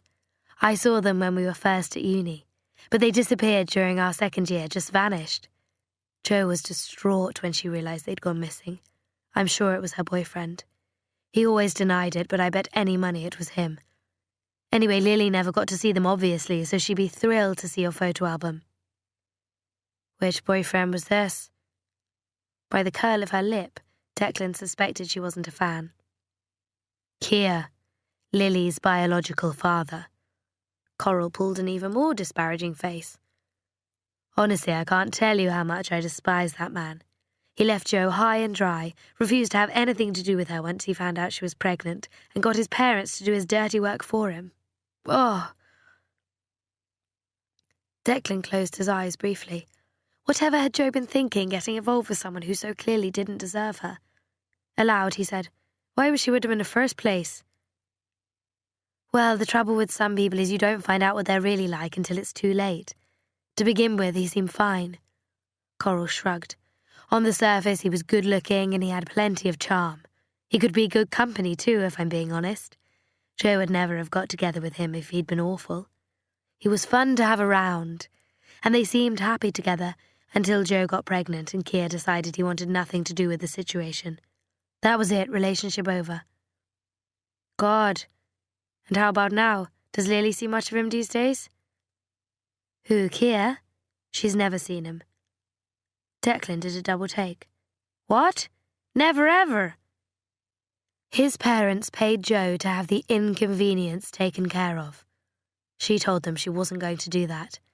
So she bought a car, left Exeter and ended up here instead. It didn't bear thinking about. Poor Joe. What a thing to have to go through. She must have been devastated. Coral was already shaking her head.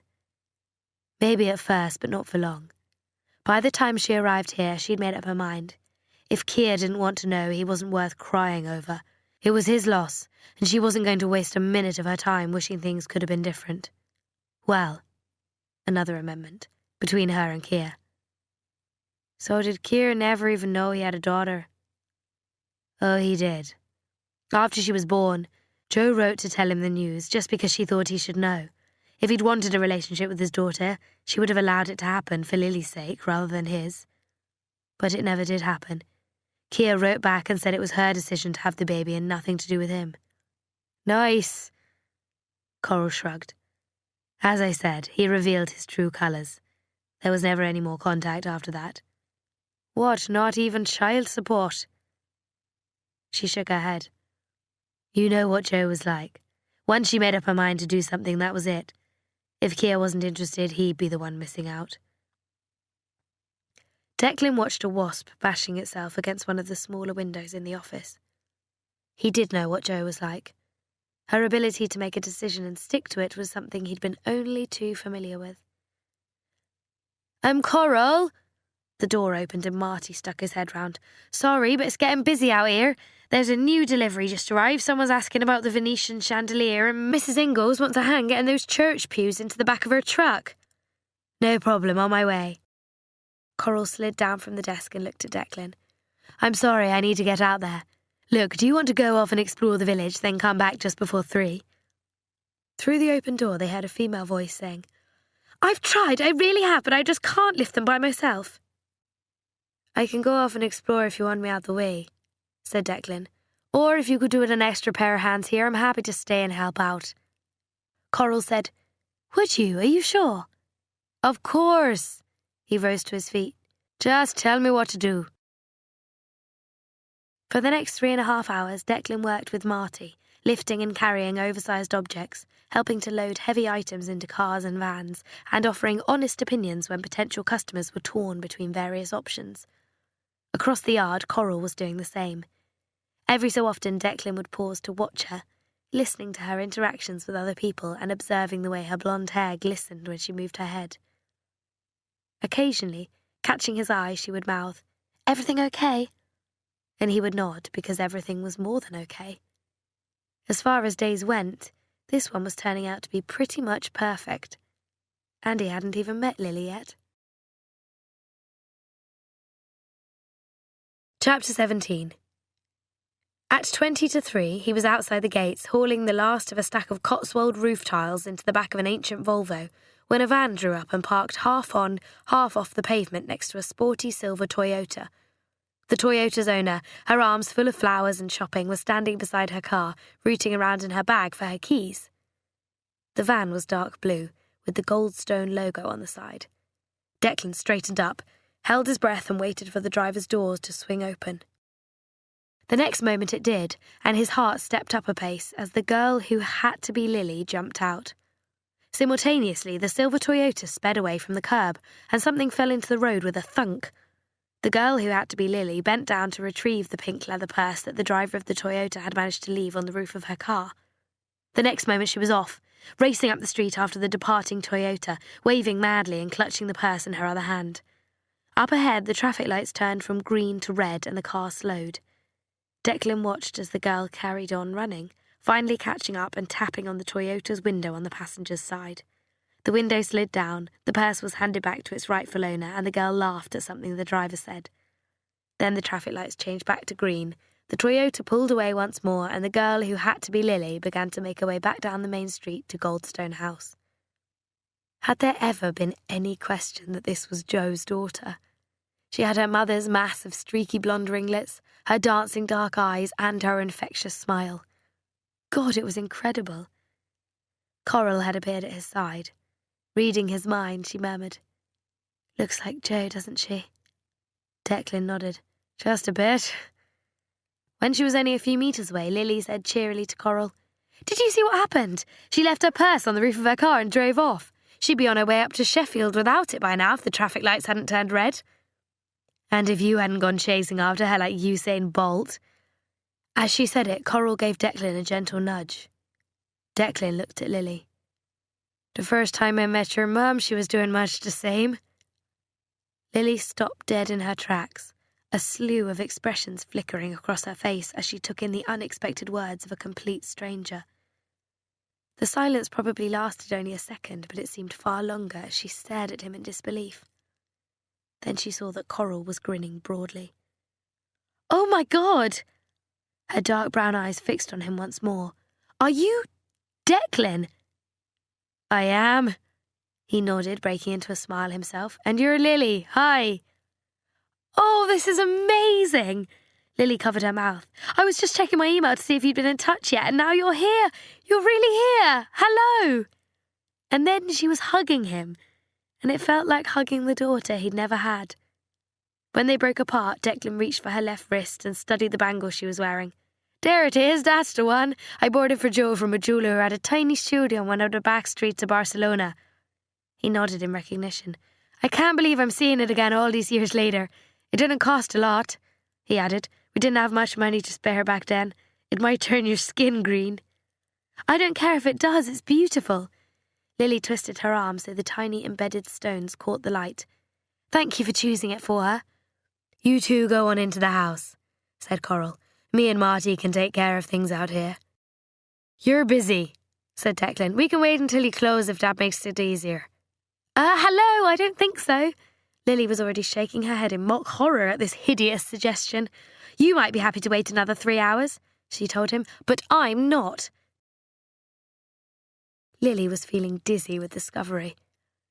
"I honestly don't know which is best," she said when Coral joined them at 5:30 in the back garden. "Hearing the stories or seeing the photographs?" "Except you don't have to choose."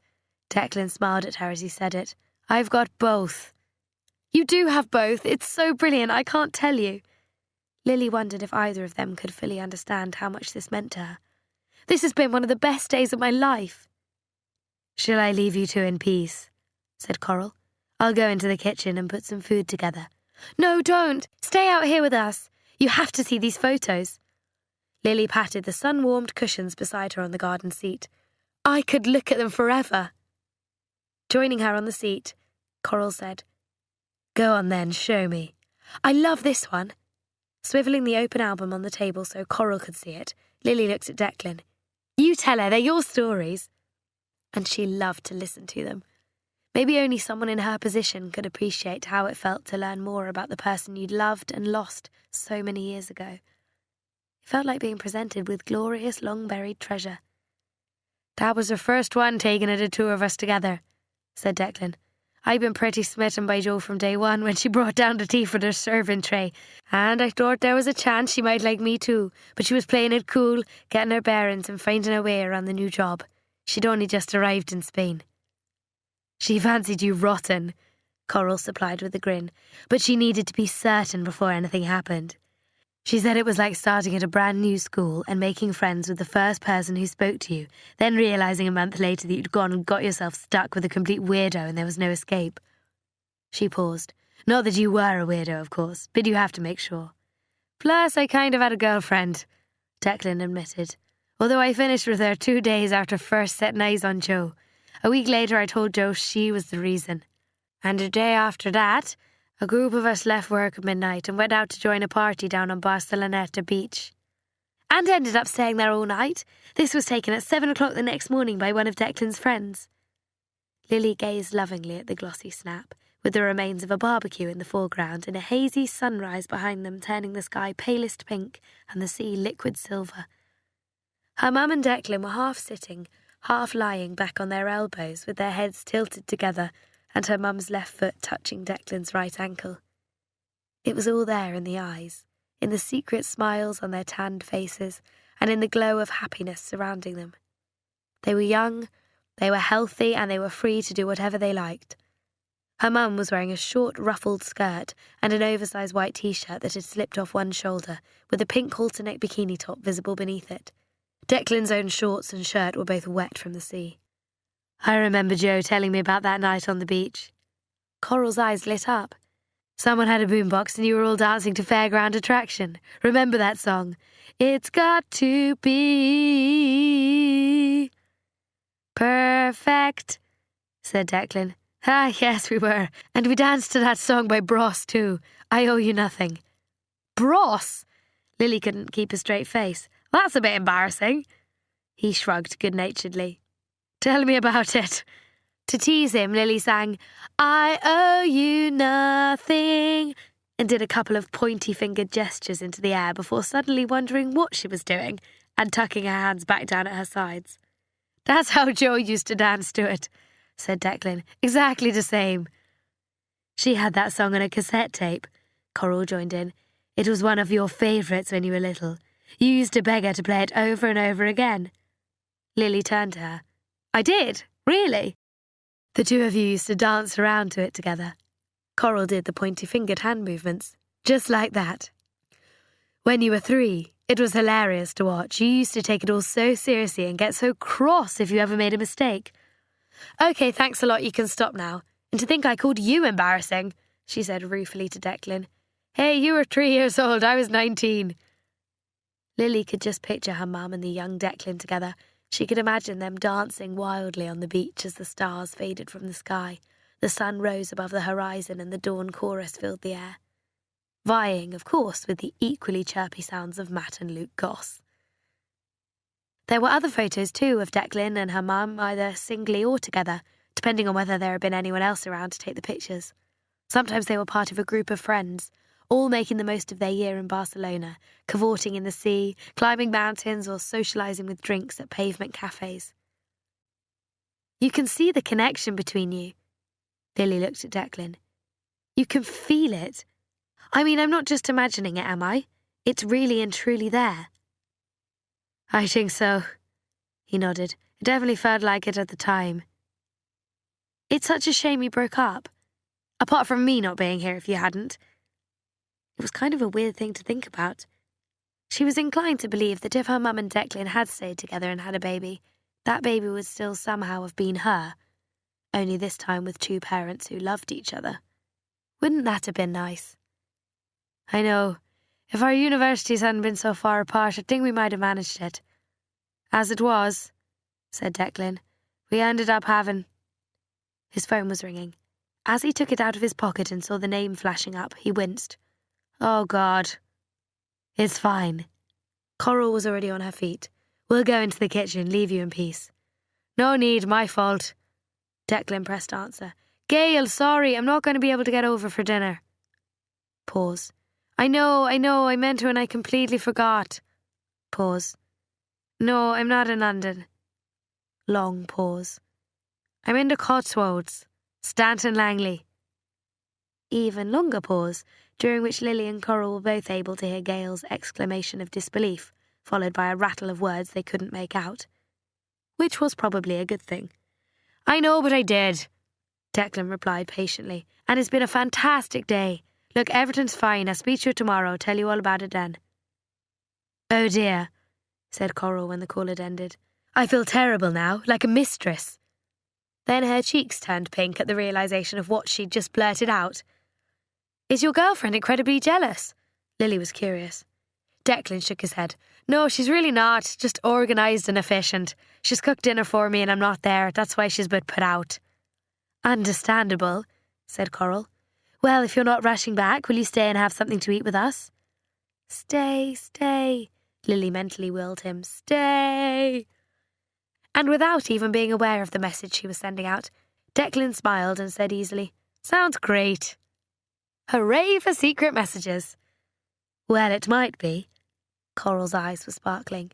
Keep your fingers crossed. Chapter 18. They moved inside. A bottle of wine was opened and Coral began putting a meal together in her characteristic slapdash but hopefully successful way. An hour later, they sat down at the scrubbed oak table in the kitchen and ate king prawns in chili and garlic, followed by fried chicken with green beans, new potatoes and hollandaise. And maybe the chicken was a bit burnt and the green beans too crunchy, but who cared? The company was wonderful. For pudding, they had Jaffa cakes. So how exactly did you and Mum break up? Lily was busy separating the orange jelly from the sponge part of her Jaffa cake. Well, basically, the distance was too great and I think we were both too proud. Declan shrugged and stirred his coffee. We discussed it over and over again with each other and with our friends. Could we cope being that far apart? It was a 10-hour drive from Fife to Exeter, if either of us even owned a car capable of getting that far, which of course we didn't. There was no cheap airfares back then. Even trains and coaches cost more than we could afford, which meant we wouldn't be seeing each other for months on end. Coral nodded sympathetically. Joe told me about that. It must have been so horrible for you both. It was. Declan sighed. Everyone else told us we'd be crazy to even try to keep things going, when what we were meant to be doing was having fun and enjoying university life. In the end, Joe said maybe we should accept the situation and make a clean break. I was horrified, but she made it sound as if it was what she wanted, and I wasn't going to beg, so I pretended to agree. She only said it in the first place because she thought it was what you secretly wanted, said Coral. At the time, it didn't occur to me. Joe was upset with me, I was upset with her, and we ended up doing the thing neither of us wanted to do. Declan raised his hands in defeat, and that was it. No going back. The decision had been made. Oh, God. Lily was only too easily able to envisage it. It was pretty awful, Declan said. We'd agreed not to contact each other once we made the break, so I went up to St Andrews and Joe went off to Exeter and we stuck it out. The first 6 months were awful, but I got through it and gradually things became easier.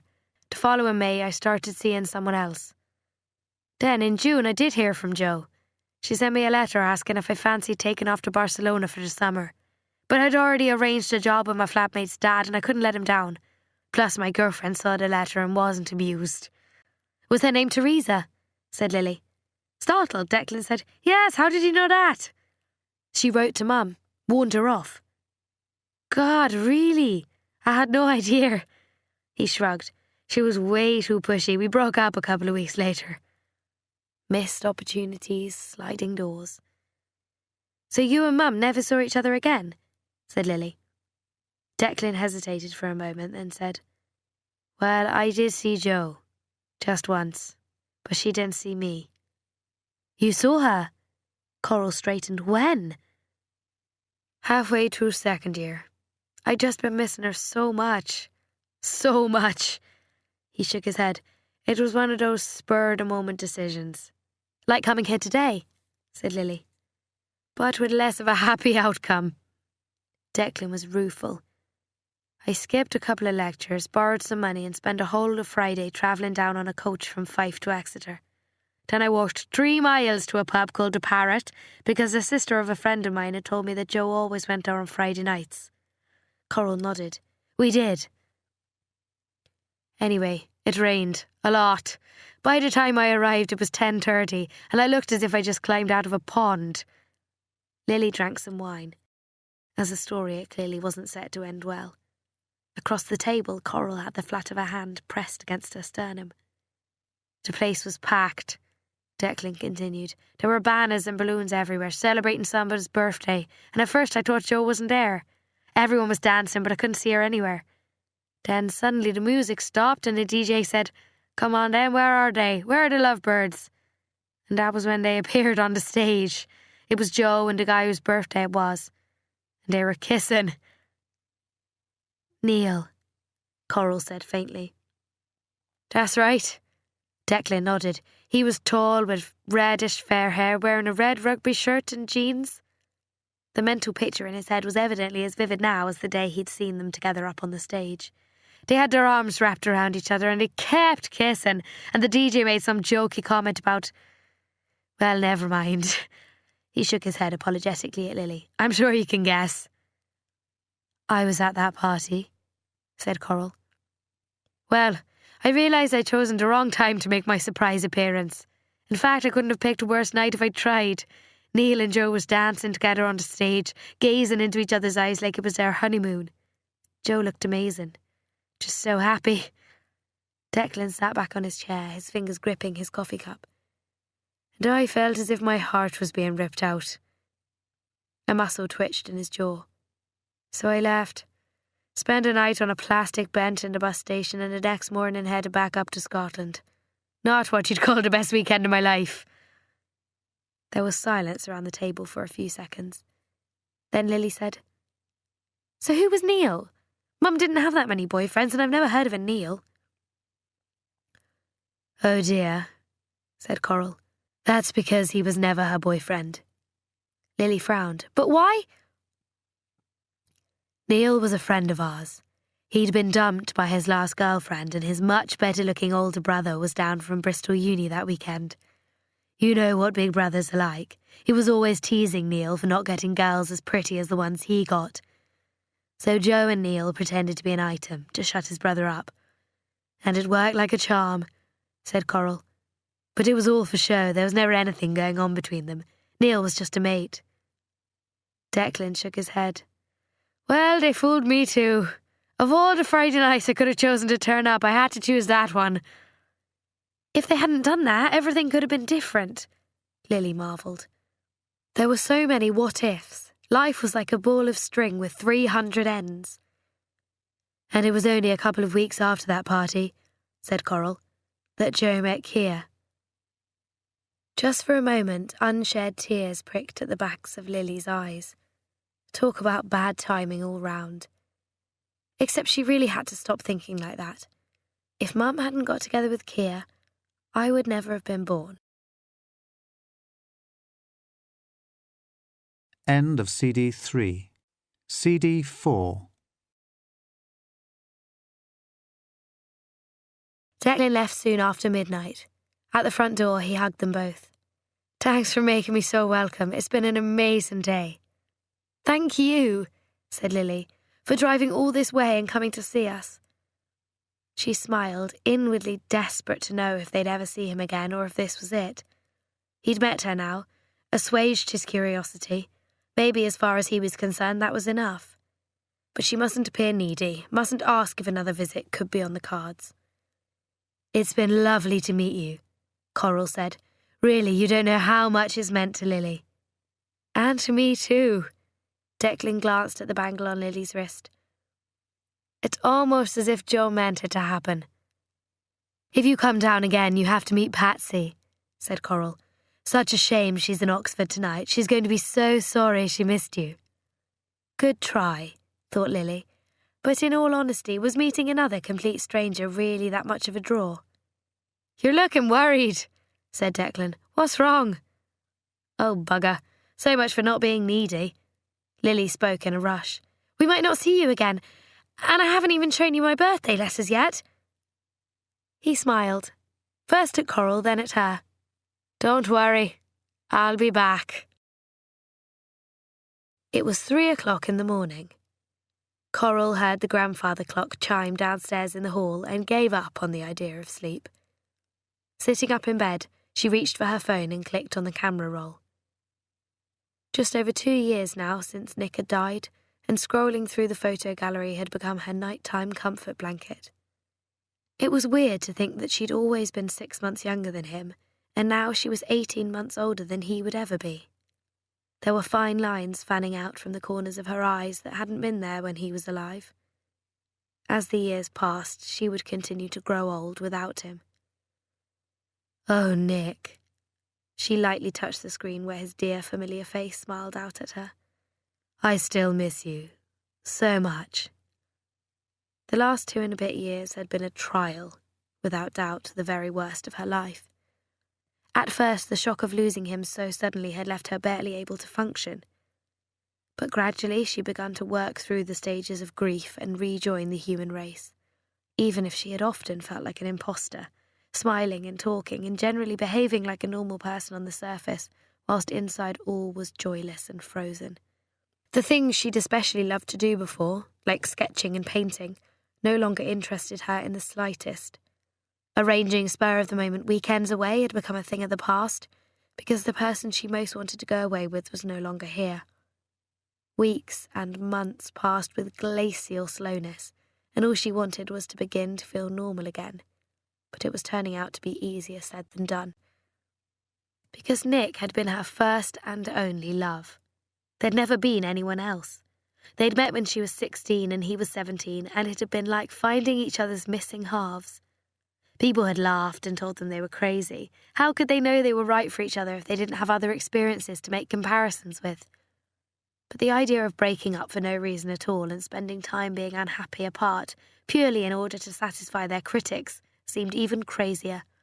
So they'd metaphorically stuck two fingers up at their detractors and stayed together. Till death do us part. Bloody death. So uncompromising. So final. Because it never gave you a second chance, did it?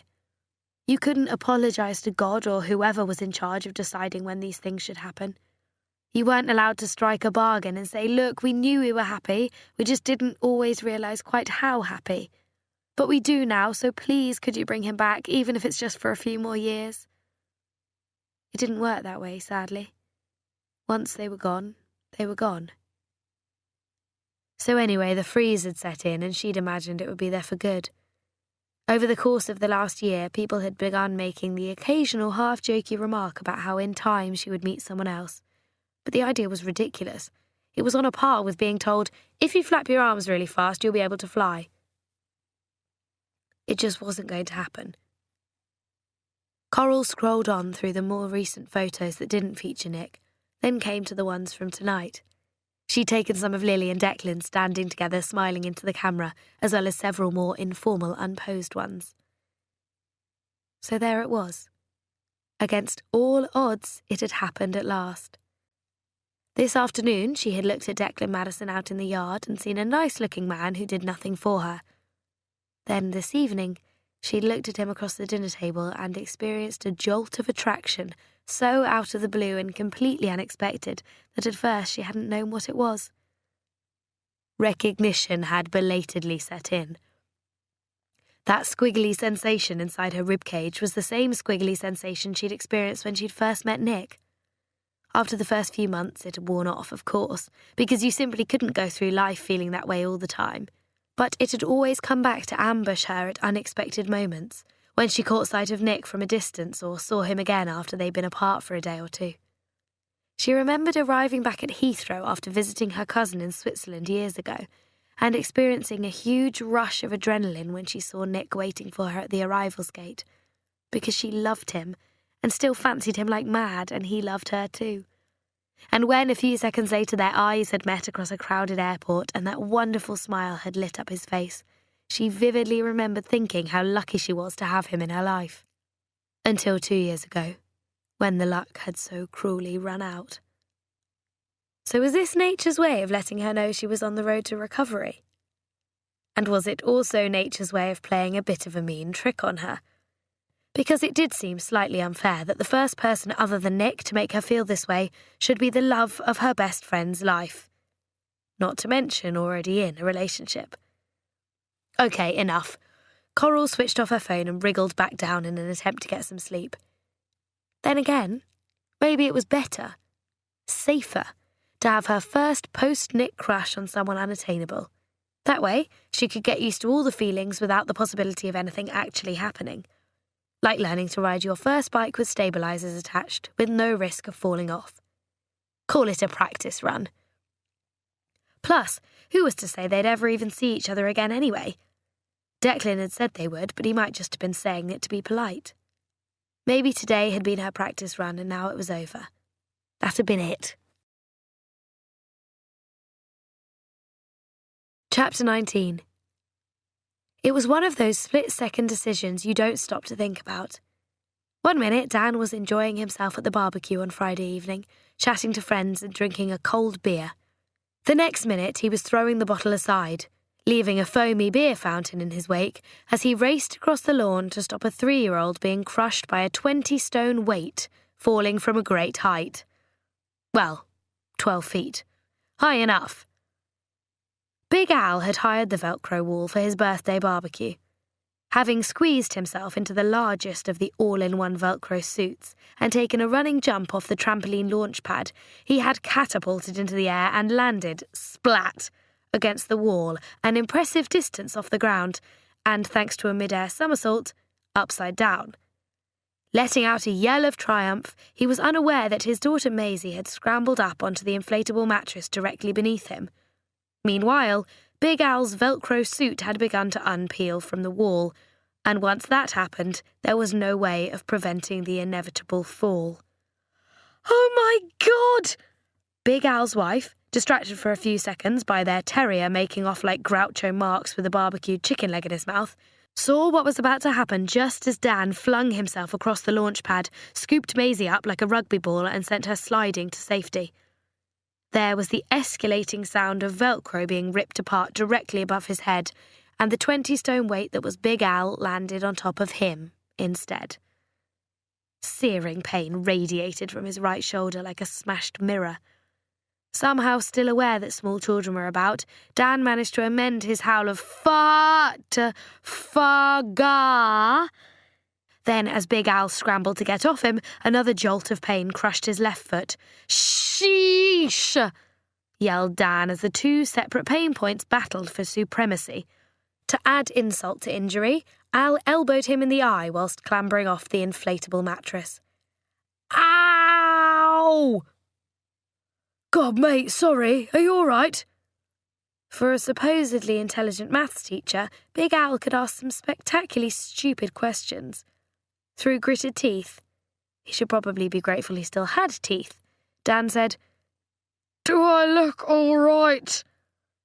Maisie, clutched in her mother's arms and less than sympathetic, clapped her hands and cried happily, "Again, Daddy! Do it again!" "Is it your shoulder?"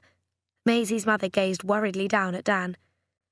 "I think I heard my collarbone crack." He was beginning to feel lightheaded now. "And something went in my foot too." "Oh, fuck," said Big Al. Maisie's eyes widened with delight. "Daddy! That's rude!" Lily was working in the yard the next day when she saw a yellow VW Beetle pull up outside the entrance. About to go out and tell the driver he couldn't park there, she experienced a jolt when she spotted Dan in the passenger seat. Their history of swapping jokey texts had ground to a halt following the decidedly non-jokey exchange that had taken place after Eddie Tesla's abrupt departure from Stanton Langley. Hers had said, "You told someone Eddie was here. Well done." And Dan had texted back, "It wasn't me, but thanks for jumping to conclusions." Except she knew he must have done, which was why there'd been no further contact between them since. She turned away, aware that Dan was watching her. The phone buzzed in her jeans pocket and she pulled it out. The text from Dan said, "Sorry, kiss." Did he really think she was that much of a pushover? She put the phone away and made a start on carrying a recent delivery of stained glass into the barn behind the office. 2 minutes later, she heard what sounded like an old-age pensioner making their way slowly across the gravel behind her. Turning to see how she could help, Lily did a double take when she came face to face with Dan. Oh, God, what had happened to him? "Again," said Dan. "I'm really sorry." He paused, then added, "Turns out it was me, after all." The sight of him was shocking. He had a spectacularly bruised eye. A sling strapped his right arm firmly to his chest. His left foot was held off the ground, and he was supporting himself with a metal crutch in his left hand. Then again, he clearly wanted to get the apology out of the way first. Lily said, "I knew it was you. How could you not know?" He exhaled. "Anna was with me that night, remember? As soon as I got back into the car, she knew something was up. She kept asking me what it was, wouldn't stop, so in the end I had to tell her. But I made her promise not to breathe a word to anyone else." He shifted his weight on his uninjured foot. She promised. And when we got out the next day, she swore blind she hadn't told a living soul. But she had, said Lily. I only found out last night. Anna told her flatmate who told her brother. Anna's flatmate's brother, it turns out, just recently started working for a news agency in London. Right. Dan tilted his head. I know. It was all my fault, but I didn't mean it to happen, and I'm very sorry. OK, not asking him about his injuries was actually killing her now. Furthermore, he wasn't going to be able to manage all the stairs leading to his fourth-floor flat overlooking the Clifton Suspension Bridge in Bristol. Lily said, Whose car did you come up in? Because the VW Beetle hadn't been Anna's. Big Al's. He's a mate of mine. Where's he gone? Taking my cases over to the cottage. Looks like I'm back for a while, unless Patsy's rented out my room to anyone else in the last week. Lily ignored the dig. How long will you be here for? Until I can fly again. Could be 2 months. Despite everything, it would be lovely to have Dan back here. Not that she would dream of telling him that, of course. Go on then. She gave in at last. What happened? There it was, a flicker of the old triumphant smile. I thought you'd never ask. Well, now I have. Maybe I won't tell you, said Dan. And maybe I'll steal that crutch and push you over, said Lily. Tell me how you got yourself into this mess. Ooh, were you beaten up by some girl's jealous boyfriend? Close. I saved a little kid from being crushed to death by a falling boulder. Oh my God, really? Well, not an actual boulder. It was Big Al. Dan broke into a grin. But I'm still a hero. Everyone says so. Maybe he was, but no way was he getting off that lightly. A hero who can't keep a secret, said Lily. Unless I'm having an affair with someone I shouldn't. His dark eyes glittered with intent. Then I'm absolutely discreet. Oh, well, when it's in your own interests, you would be. Dan smiled. Am I forgiven? Can we be friends again now? He already knew he'd won her over, and he wasn't the only one who'd had difficulty keeping that particular secret. Lily heaved a dramatic sigh. You mean now that you're disabled and can't drive and are going to be needing lifts everywhere? Is that what you're thinking? I swear that won't happen. He clutched his heart with his unstrapped hand, the one with the crutch dangling from it. No favours, I promise. If you're ever driving down the road and you see me limping along slower than a snail, my face white with pain, I wouldn't even want you to stop and offer me a lift. In fact, you have to promise you'll never do that. Don't worry, I won't. And if it's raining hard, I'll speed up and drive past really close so you get splashed all over with mud. I wouldn't expect anything less, said Dan. It's absolutely what I deserve. A customer was lugging a marble statue across the gravel towards them. Lily said, I have to get back to work. I know, so are we okay? Friends again? Possibly. She held her finger and thumb a few millimetres apart. About this much. Fancy a few drinks at the Star this evening? Go on then, what time? 7? Lily nodded. 7 it is. He gave her a playful look. That means you'll turn up at 7:30 just to keep me waiting and make the point that I'm lucky to have you there at all. They'd known each other for so long it was impossible to play games and not be called out on it. I'll get there at 7:45, said Lily. Great. Gives me more time to chat up whoever's working behind the bar. It's Sean tonight. Hey, no problem. I'm an equal opportunities chatter-upper. Dan winked at her. Practice makes perfect. Chapter 20. At 7:30, having showered and changed into a stripy red and white jersey dress, Lily was upstairs in her bedroom, patting serum onto her still damp ringlets when she saw Dan making his way down the main street towards the Star. Honestly, how did he manage it?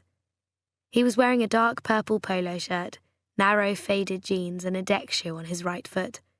The left foot, held off the ground, was in a lime green cast. He was indeed progressing at a painfully slow pace, pausing every few steps to wipe the palm of his left hand on the side of his jeans. As for his eye, well, what a mess. The skin around it was purple and charcoal grey, yet he still somehow managed to look good, high cheekboned and piratical, rather than like some loser who'd come off worst in a fight. There was that familiar tightening in the pit of her stomach. As ever, Lily ignored it, because to do otherwise would be madness. Nevertheless, she'd be lying if she didn't admit, even if just to herself, that having Dan back here for the summer would be fun. He might be exasperating sometimes. Okay, often, but he was never dull.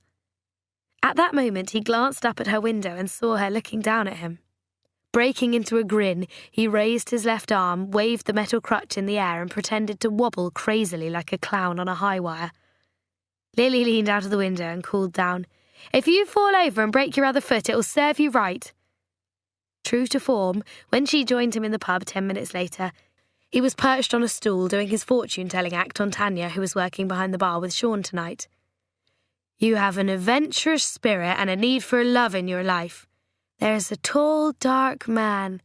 You've had a secret crush on him for years, but this could be the time you get together for a wild, romantic affair." "This tall, dark man," said Tanya, "would he happen to have his arm in a sling and a bit of a limp?" Dan frowned and peered more closely at her palm, then raised his eyebrows in surprise. "You're right, he has." Down-to-earth Tanya, who was in her 40s and had a husband, 5 children and 2 grandchildren, snorted with laughter. "Ah, but a bit of a limp, what?" "Oh, Tanya, you're a cruel woman." Dan dropped her hand and sat back, shaking his head in defeat. "You break hearts without even realising it. I'm choking up. Just give me a moment." "Yes, that's what I've heard." Still chuckling, Tanya moved off to serve another customer. Lily said, "30 love to Tanya." He heaved a mournful sigh. "She beats me every time." It only happened, though, because Dan allowed it to. Casting himself in the role of hapless underdog was another of his ploys to charm the opposite sex. Luckily, both he and Tanya were aware he wasn't serious. "I know all your tricks," Lily reminded him. "Then I'm just going to have to come up with some new ones. Anyway, never mind that now. Patsy tells me that you met Declan last weekend. I want to hear all about him." One of Dan's good qualities was his interest and enthusiasm. When he paid attention to you, it was his full attention. He was genuinely interested in what you had to say and asked all the right questions. For the next hour, Lily told him all about Declan, showed him the photos on her phone, and relayed the stories Declan had shared about her mum. "That reminds me, I left my phone charger in Bristol." Dan took out his own phone and grimaced at the battery sign glowing red on the screen. 2%, nightmare. You don't have a spare, do you? "No, and I need mine tonight, but you can borrow it tomorrow morning." "I'll do that. Can I use your phone now to order another charger online?" "Help yourself." Sliding down from her stool, Lily pushed her phone across the bar. "Back in 2 minutes. The skin around your eye is getting blacker, by the way. Does it really hurt?" "Of course it hurts. The reason I'm not making a fuss is because I'm so incredibly brave." He touched the skin around his eye. "Go on, have a feel, it's hot." Gently, Lily pressed the tips of her fingers against the dark blue outer corner of the eyelid, where the skin was puffy and stretched. "Ow," Dan murmured, his gaze fixed on her face. "Ow! You're the one who asked me to do it. I wanted you to know how heroic I'm being." "And now I do," said Lily. "I suppose I'd better write to the Queen. You'll probably be awarded the Victoria Cross." When she returned from the loo 3 minutes later, Dan was ordering the new charger. Lily brought a fresh round of drinks while he finished tapping in his details. "Thanks." He handed back her phone. "It'll be here by Tuesday." "No problem.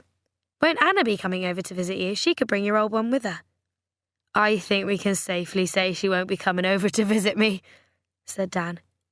"Oh, have you dumped her?" This inspired mixed emotions. Anna was a triumph of looks over personality, but she was the manager of a fantastic clothes shop in Bristol and had let Lily use her 60% discount code when she'd ordered a couple of dresses online. Although now she knew the code, would it be very wrong to carry on using it if Anna and Dan were no longer an item? "We don't call it dumped," said Dan. "But yes, it's over. Seemed like time to call it a day. Anyhow, what else has been happening while I've been away?" Poor Anna, dismissed from his life. Another one bites the dust. "Not much. We've been busy at the yard. Oh, we sold that giant octopus chandelier to a hotel in Miami. Got $3,000 for it. They didn't even haggle. Excellent. And how about Eddie Tesler? Has he been in touch? Mini adrenaline rush. Lily casually shook her head. Eddie? No. What, you haven't heard from him at all? Dan sounded surprised. She gave him a wide-eyed look. Why would I? He stayed with Patsy for a few days, now he's gone back to London. End of story. Yes, but you spent a lot of time with him. Patsy told me all about it. She said the two of you got on well together. He raised an eyebrow. Like, really well. Perspiration was prickling at the back of Lily's neck. Patsy was right. They had got on well. In particular, there'd been that moment when she thought he might be about to kiss her. Oh, God, that had been such a thrilling moment, until they'd been interrupted by the sound of a key in the front door and Dan's unexpected late-night appearance. Yes, thanks for that, Dan. Thanks a lot. Look, we got on fine, but that's all it was. Lily was effortlessly dismissive. But didn't you wish there could have been more? No. Don't sound so outraged. Dan held up his hands. He's a good-looking guy. Girls love him.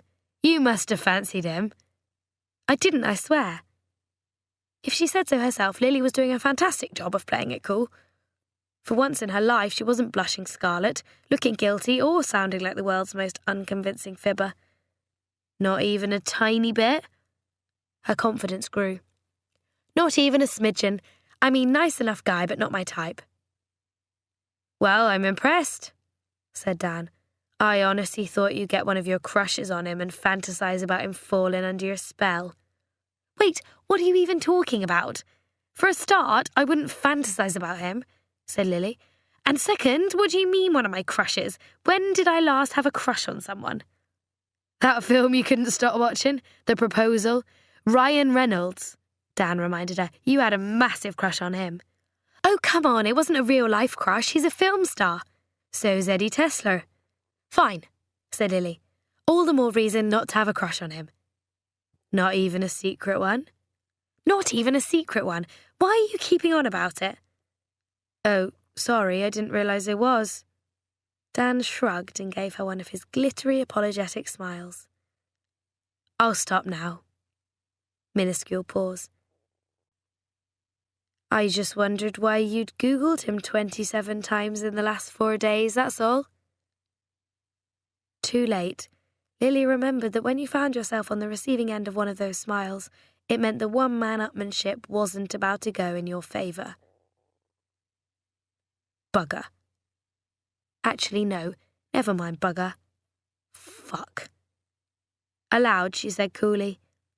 You mean you've been snooping? Scrolling through my phone and my private messages? That's a bit low, isn't it? Even for you.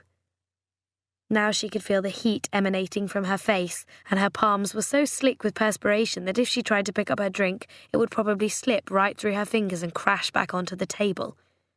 Which would amuse Dan no end, the bastard. I wasn't snooping. I'd never snoop, and I wouldn't dream of reading your private messages, he protested. That would be reprehensible. Plus, you don't know my email password. I wouldn't want to know it. He looked wounded at the very thought. All I did was click on Safari so I could order a new charger, and there were all these pages already open. You shouldn't leave them open like that, you know. It drains the battery. Lily wished she could drain his battery. She said, I didn't have 27 pages open. I know, there were about 5. But then I checked your search history to see if there was maybe some kind of fault with your phone. That was when the list came up and I saw how many times you typed in his name. Dan shrugged his good shoulder. I mean, 27. That's quite a number of times to check up on someone you're not remotely interested in. He wasn't even bothering to keep a straight face. Lily said, God, you're smug. I'm not. I just happen to think honesty's the best policy. You liked him and you thought maybe he liked you. You hoped he'd be in touch, but it hasn't happened. There's no need to be embarrassed about that. I'm not embarrassed. You're still bright red, though, Dan pointed out. Hey, it's fine. A bit of harmless cyber-stalking never hurt anyone. I haven't been cyber-stalking. I looked him up on Google, that's all. 27 times, Dan murmured. Lily took a deep breath. The temptation to throw a drink at him had never been greater. The really annoying thing was that she hadn't even realised she'd done it that often. She stared deliberately past Dan and stayed silent. Did he seduce you? Is that why? Oh, for crying out loud, no! But you wish he had. Will you stop trying to wind me up? I could always break your other foot. She didn't completely mean it, but almost. Since childhood, Dan had delighted in teasing her, making fun of her weaknesses, catching her out, and she'd done the same to him in return. But this time felt different, possibly because he was bang on the money. She had wanted more to happen, and gullibly had thought Eddie might have been in touch. Even a brief text, a friendly couple of lines would have been enough. Except it hadn't happened, and yes, secretly she was a bit miffed. Plus, there was nothing more annoying than being disappointed by one man and caught out by another who you knew was never going to let you forget it. Just to make herself feel better, Lily dipped her fingers in her drink and flicked droplets of iced spritzer at Dan. Not too much. That would be a waste. Cruel? Dan bent down to greet Barbara, who had waddled over to say hello. See that, Barb? Now she's trying to drown me. Barbara wagged her tail. I hate you, said Lily. Only some of the time.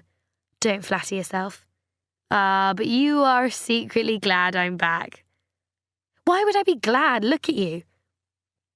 Lily indicated his strapped-up arm and plastered foot. It's not as if you're going to be any use to anyone.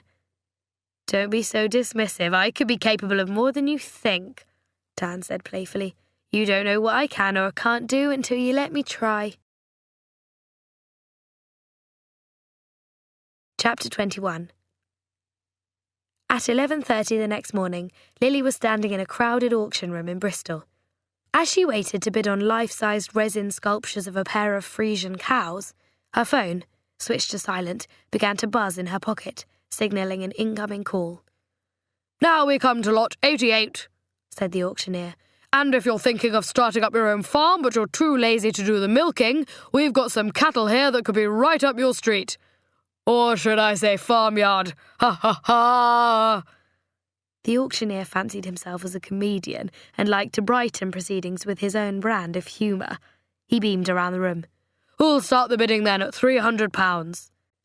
Lily had no intention of answering her phone, obviously, until she saw the name flashing up on the screen and let out an involuntary squeak of surprise. Eddie. Eddie Tesla. Oh my God, oh my God.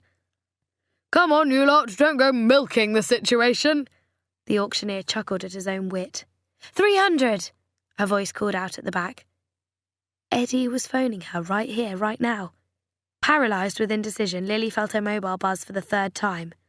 Bidding at auction always prompted an adrenaline rush, and now her heart had gone into double overdrive thanks to this two-pronged assault. If it were anyone else calling, she'd leave it. But this wasn't anyone else. It was Eddie. What if she returned the call later and he didn't answer it? What if this was her one and only chance to speak to him again? Come on, ladies and gentlemen, don't be moody. Who'll give me $350? What if he took offence and blocked her number? He was a film star. People in his position didn't take kindly to being ignored. $350, called out a voice to Lily's left. $370, said another.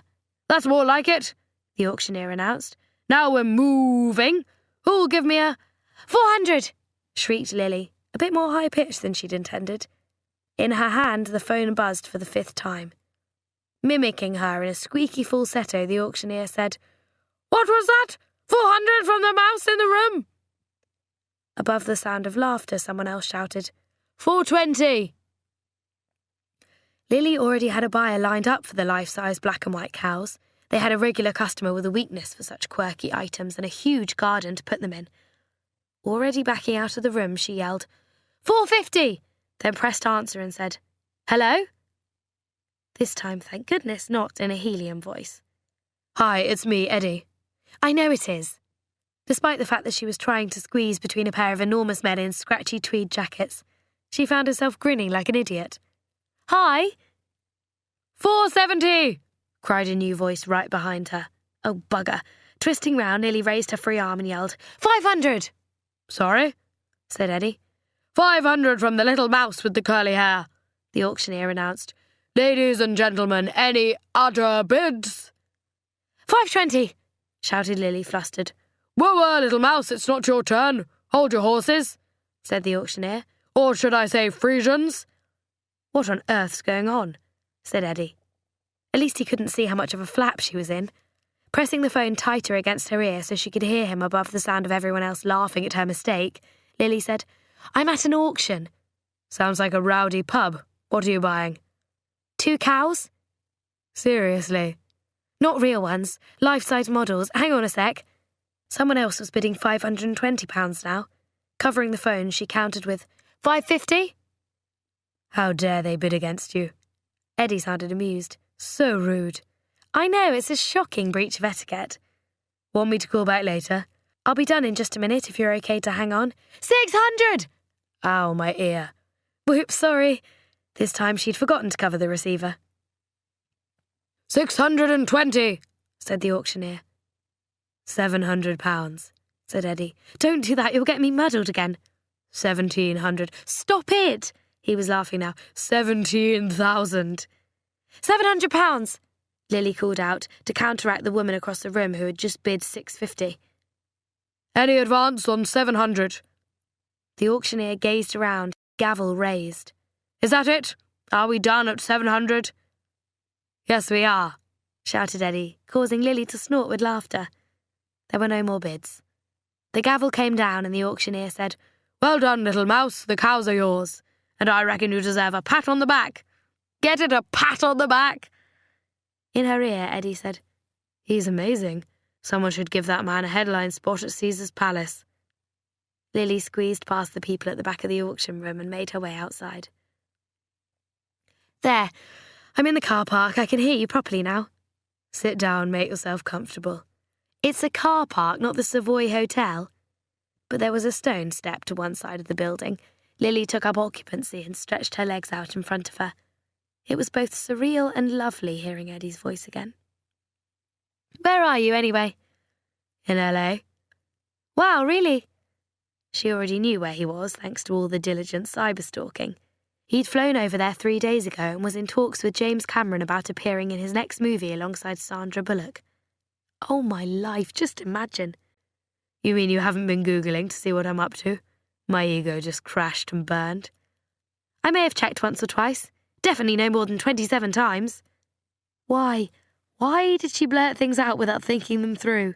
It really wasn't doing her any favours. She kicked off her flip-flops and gazed sadly at her dusty feet. He'd think she was a stalker now for sure. But Eddie was laughing. "Thank you for resurrecting my ego, even if you're only saying it to make me feel better. Can I tell you something?" "If you must." She felt herself begin to relax. "I've missed talking to you, missed our chats. I thought maybe you'd text or call, but you haven't." "I thought you might call me, but you didn't." In for a penny. "I was waiting for you." "I'm a girl." "Don't give me that, you're not shy." "I'm not shy," Lily agreed, "but you're the famous one. I'm the civilian." "Oh, right. Fair enough." He sounded surprised. "Do you always wait for girls to phone you first?" "Yes." Of course he did. "Well then," said Lily, "there you go." "That's me told." He was smiling, she could feel it. "Maybe this is what I've missed. Anyway, did you hear back from that guy?" "Johnny Depp? Yeah, he kept phoning and calling round, but I've taken out a restraining order now." The initial shock of hearing from Eddie had subsided and they were falling back into their easy, jokey way of carrying on. "Glad to hear it. How about your mum's boyfriend?" "Which one?" For some reason it felt like a test. If he could remember the name, it meant he was properly interested. "Are you checking to see if I was paying attention?" "Declan," said Eddie. "Declan Madison, and I want extra points for the surname." "Please," Lily said. 10 extra points and a silver star." "Silver? Why not gold?" "You only get gold if you can tell me his birthday." Eddie laughed. "Has he been in touch?" "Better than that. He turned up, spent the whole day with us. Honestly, it was fantastic. He brought photos of him and Mum together, and he had stories, so many stories. It was just brilliant. We really hit it off. Even when we weren't talking about Mum, he was still great company. Lily did her best to make Eddie understand, telling me all about his sisters and his nephews and everything he's done in the past. You know how sometimes you meet someone and it's so comfortable it feels like you've known them forever? It's weird, but it was exactly like that. And the way he talked about my mum, oh God, I don't know how to explain, just kind of got me. It meant so much. I can tell. Eddie sounded amused. That's great. I'm so glad. So will you see him again? I hope so. He said we will. Suddenly struck by a thought, Lily said, Hang on, what time is it where you are? 3:45 in the morning. Oh my God, why are you even awake? Jet lag, it's hideous. Are you in bed? For some reason, she'd been picturing him sitting in an office in a smart suit. He laughed. I am. You sound shocked. I am shocked. I thought you had clothes on. Sorry. Tell yourself I'm wearing striped pyjamas. And a long woolen dressing gown and old men's slippers. It wasn't working at all. Her brain knew better. How's Patsy? Good. She's got another date lined up for tomorrow night, and this one definitely doesn't ride a tandem, she's checked. Wise move. Oh, and Dan's back for the next few weeks. He had an accident and broke his collarbone. And his foot. It was his girlfriend who gave the game away about you staying at Patsy's, by the way. Dan only just found out. He's really sorry. That's okay. It was bound to happen sooner or later. Lily could hear the lot numbers rising inside the hall. She had more items waiting to be bid on. Look, I'm going to have to get back to the auction. Coral will shoot me if I miss out on the lot she's after. I'll let you go. Eddie's voice softened. It's been nice to chat. Maybe you'll call me next time. Maybe. What are you doing today? Nothing much, having lunch with Sandra Bullock. Of course he was. It was a hard life being a film star. Poor you, Lily said cheerfully. And here's me wondering how to squeeze 2 model cows, a dining table and 16 Victorian chimney pots into the back of a van. If I'm lucky, my lunch will be a donut and a mug of tea. Chapter 22. Patsy checked her face in the rearview mirror and redid her lipstick before climbing out of the car. It never stopped being scary, but at this moment the possibilities were limitless. Secretly, she had high hopes for this evening's blind date. You never knew. This could be it. And it wasn't a blind date either. His name was James. She'd seen enough photos of him to know exactly what he looked like, and they'd exchanged enough emails for her to be reassured that he was charming, intelligent, witty and able to spell. Basically, he seemed great. Better still, when she'd asked him if he owned a bike, he'd said not since he was 13, which, let's face it, was a major plus. Okay, here we go. She crossed the road and made her way into the restaurant. He was sitting at the table waiting for her, which was always a good start. He was wearing a nice burgundy and white striped shirt and, phew, not a pair of turquoise lycra leggings. Dark trousers, that was fine. Well-polished shoes, too. And a smile. Patsy, at last. Lovely to meet you. He greeted her with a genial kiss on the cheek, and Patsy wondered if, years from now, they would reminisce about this first meeting. Was this the man she was destined to spend the rest of her life with? Would they have children together? Was it weird to be thinking these things within 10 seconds of meeting someone? Does he know I'm thinking them? An hour later, she had all the answers she needed and one more course still to go. So then my ex-wife called me up and told me she was moving back to Oxford, and she asked me for more money, so I said she couldn't keep doing this. I mean, she'd already got me to pay for her to go to Santorini, and that used to be where we went on holiday when we were still together. Oh, Santorini's great, said Patsy. I went there with... So I said to her, God, how can you be so thoughtless? And she'd have said I shouldn't be so sensitive, but I mean, how does she expect me to react? Oh dear, said Patsy. I'm lucky with my ex-husband. We still get on well, and... She does it on purpose to wind me up, said James. She's always been an attention seeker. We went to New York for our honeymoon, and she spent the whole flight chatting up the guy sitting across the aisle from us. Maybe a change of subject would help, Patsy said. So, where did you go on holiday when you were a child? Where did your parents... And then, when we got back from our honeymoon, I found this new number on her phone with just a P next to it, and when I rang it, I recognised his voice. It was the guy from the plane, whose name was Paolo. You see, that's what she's like. That's what I had to put up with for 5 years. James shook his head, besieged with memories of his ex-wife. We used to go camping in South Wales. Patsy gave it one last try. At a site just outside Tenby. When my little brother was 4 years old, he had a Superman suit, and one day he jumped off the harbour wall. She told me she loved me, said James, tears springing into his eyes. And I was stupid enough to believe her. Yes, but... I can't get over the way she's still playing her games. I can't believe people still fall for them. He opened his phone and said, Do you want to see a photo of us on our wedding day? The couple at the next table had been eavesdropping. They'd stopped talking to each other and were now sitting with their cutlery poised above their dinner plates. Patsy glanced at her watch, almost 9 o'clock, and said, No thanks. It was the first time James hadn't interrupted her, mainly because he was scrolling through the photos on his phone, fully intending to show her the pictures of his wedding day anyway. Here we are. There she is. Look at her, just look. The couple next to them were struggling not to laugh. Patsy didn't have any on her own phone, but purely to entertain herself, she said to James, Would you like to see some of my wedding photos? I have them right here. £3,000 that wedding dress cost. She said she wanted to look like a fairy tale princess, and I told her she'd always be my fairy tale princess. Right on cue, Patsy's phone began to ring. She said apologetically, I better get this, and pressed answer. Hi, said Lily. This is your 9 o'clock call. How's it going? Is he as nice as you thought? How could she have got it so wrong yet again? But Patsy knew why. It was because emails couldn't be interrupted in mid-sentence.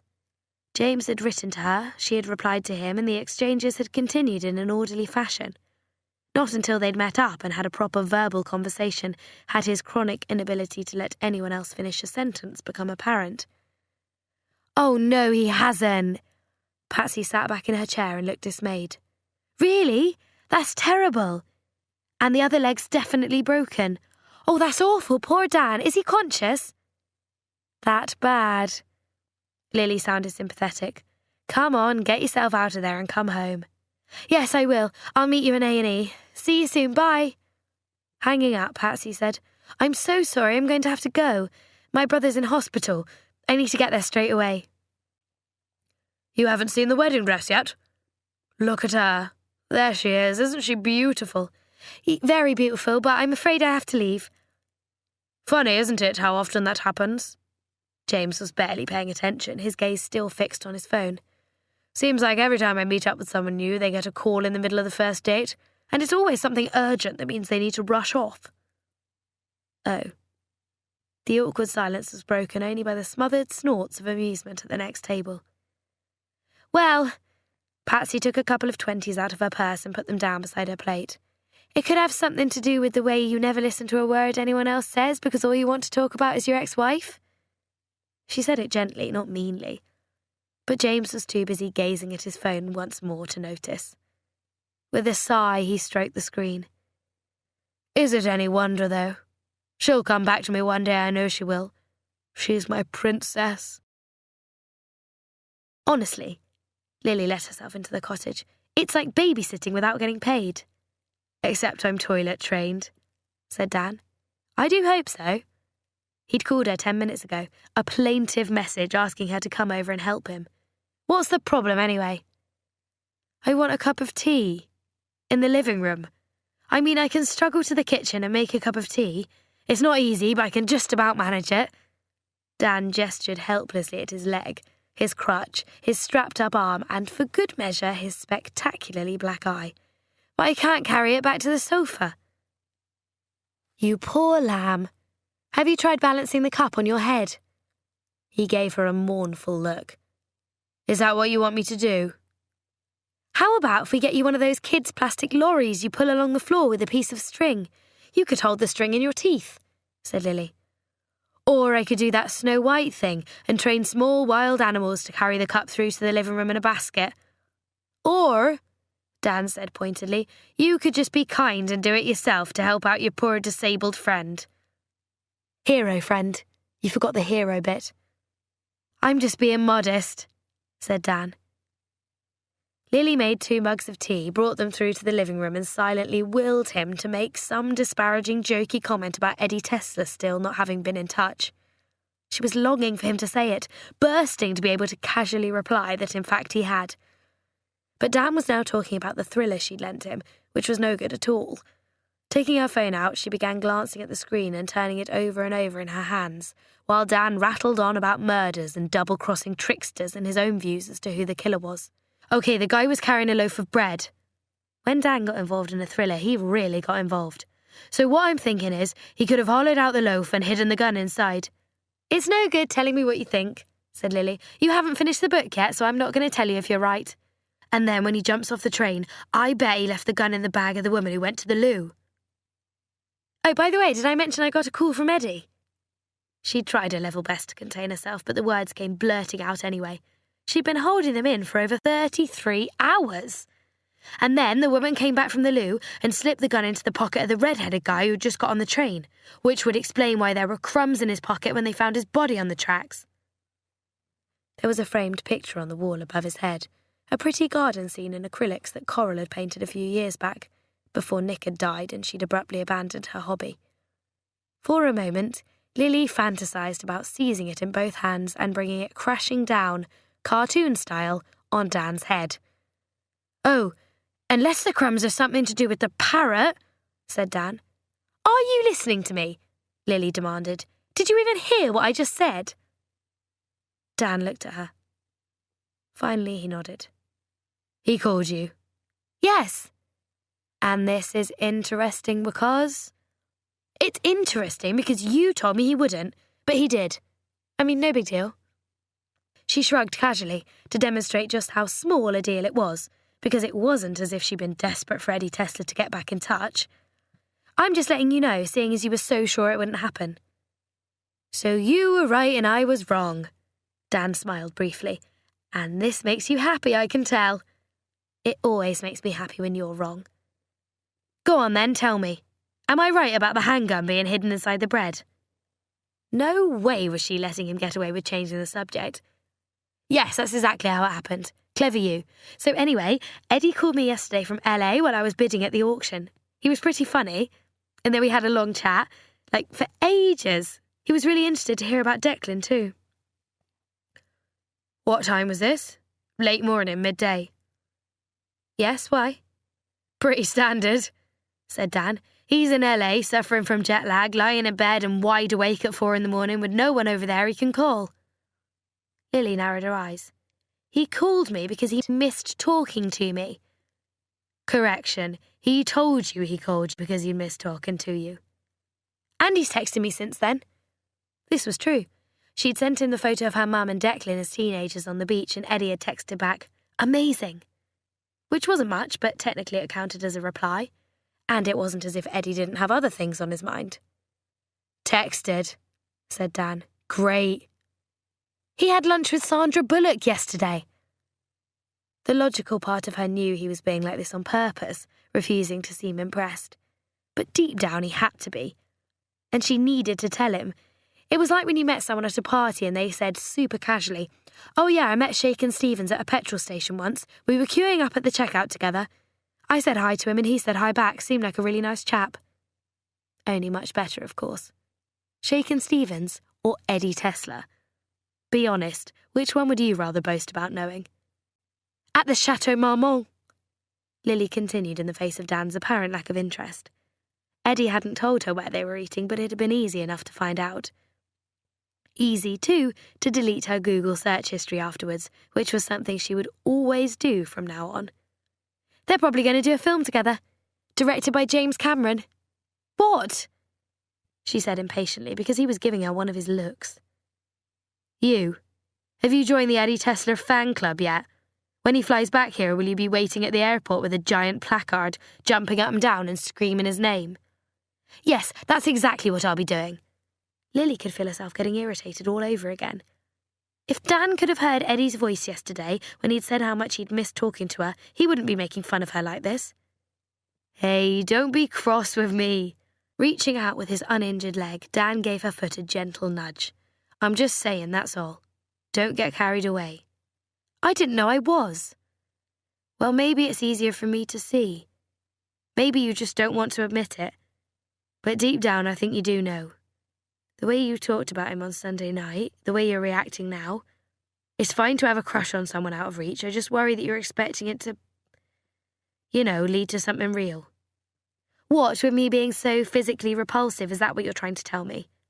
Okay, now she was really losing patience. Because I'm so ugly, no half-decent man could possibly be interested.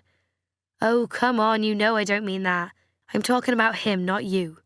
You met him for all of 30 seconds, said Lily. He's a man. A man who's used to getting a lot of attention from the opposite sex.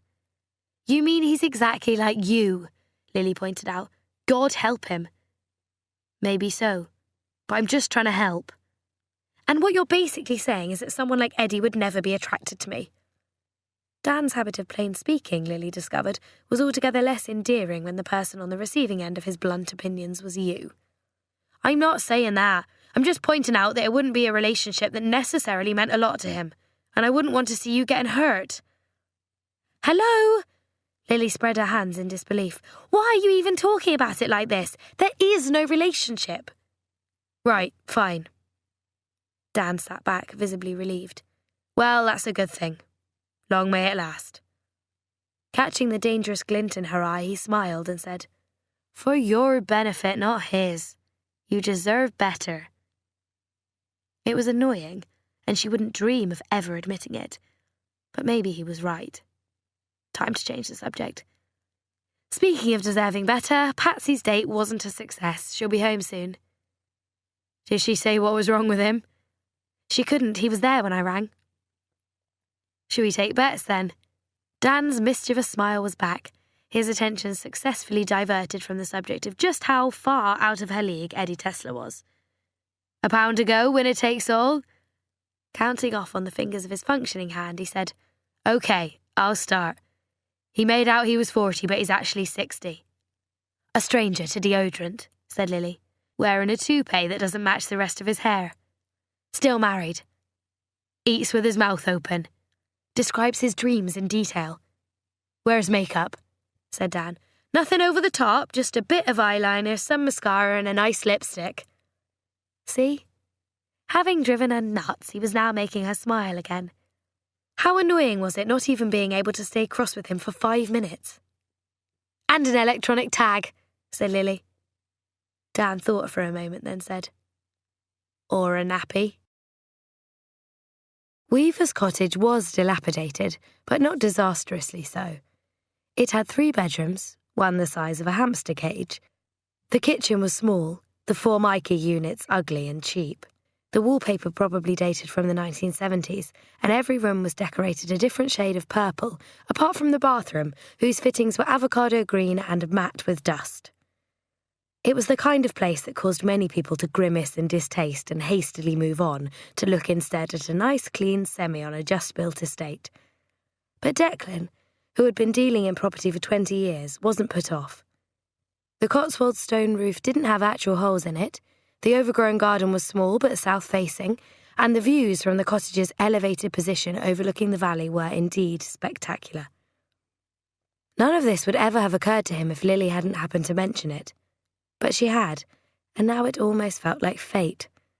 They'd been texting and emailing, and yesterday he told her about having just been gazumped at the last minute on a property in Kensington. The deal had fallen through, and now he needed to find somewhere else to invest in. Lily had said that if he fancied buying something outside of London, there was a cottage coming up for auction on the edge of their village. She'd added that it was in a complete state but had fantastic views and planning permission and could look amazing once it was done up. When he'd found the property online, Declan couldn't disagree. He'd bought country-based properties before, but not for the last few years. Maybe it would make a nice change to leave behind the hassle of snarled-up traffic and endless parking problems. It would be a sound enough investment, he knew that. There was nothing wealthy Londoners liked more than escaping to a high-spec, beautifully renovated Cotswold cottage at the weekend as a break from their frantic urban lives. End of CD 4.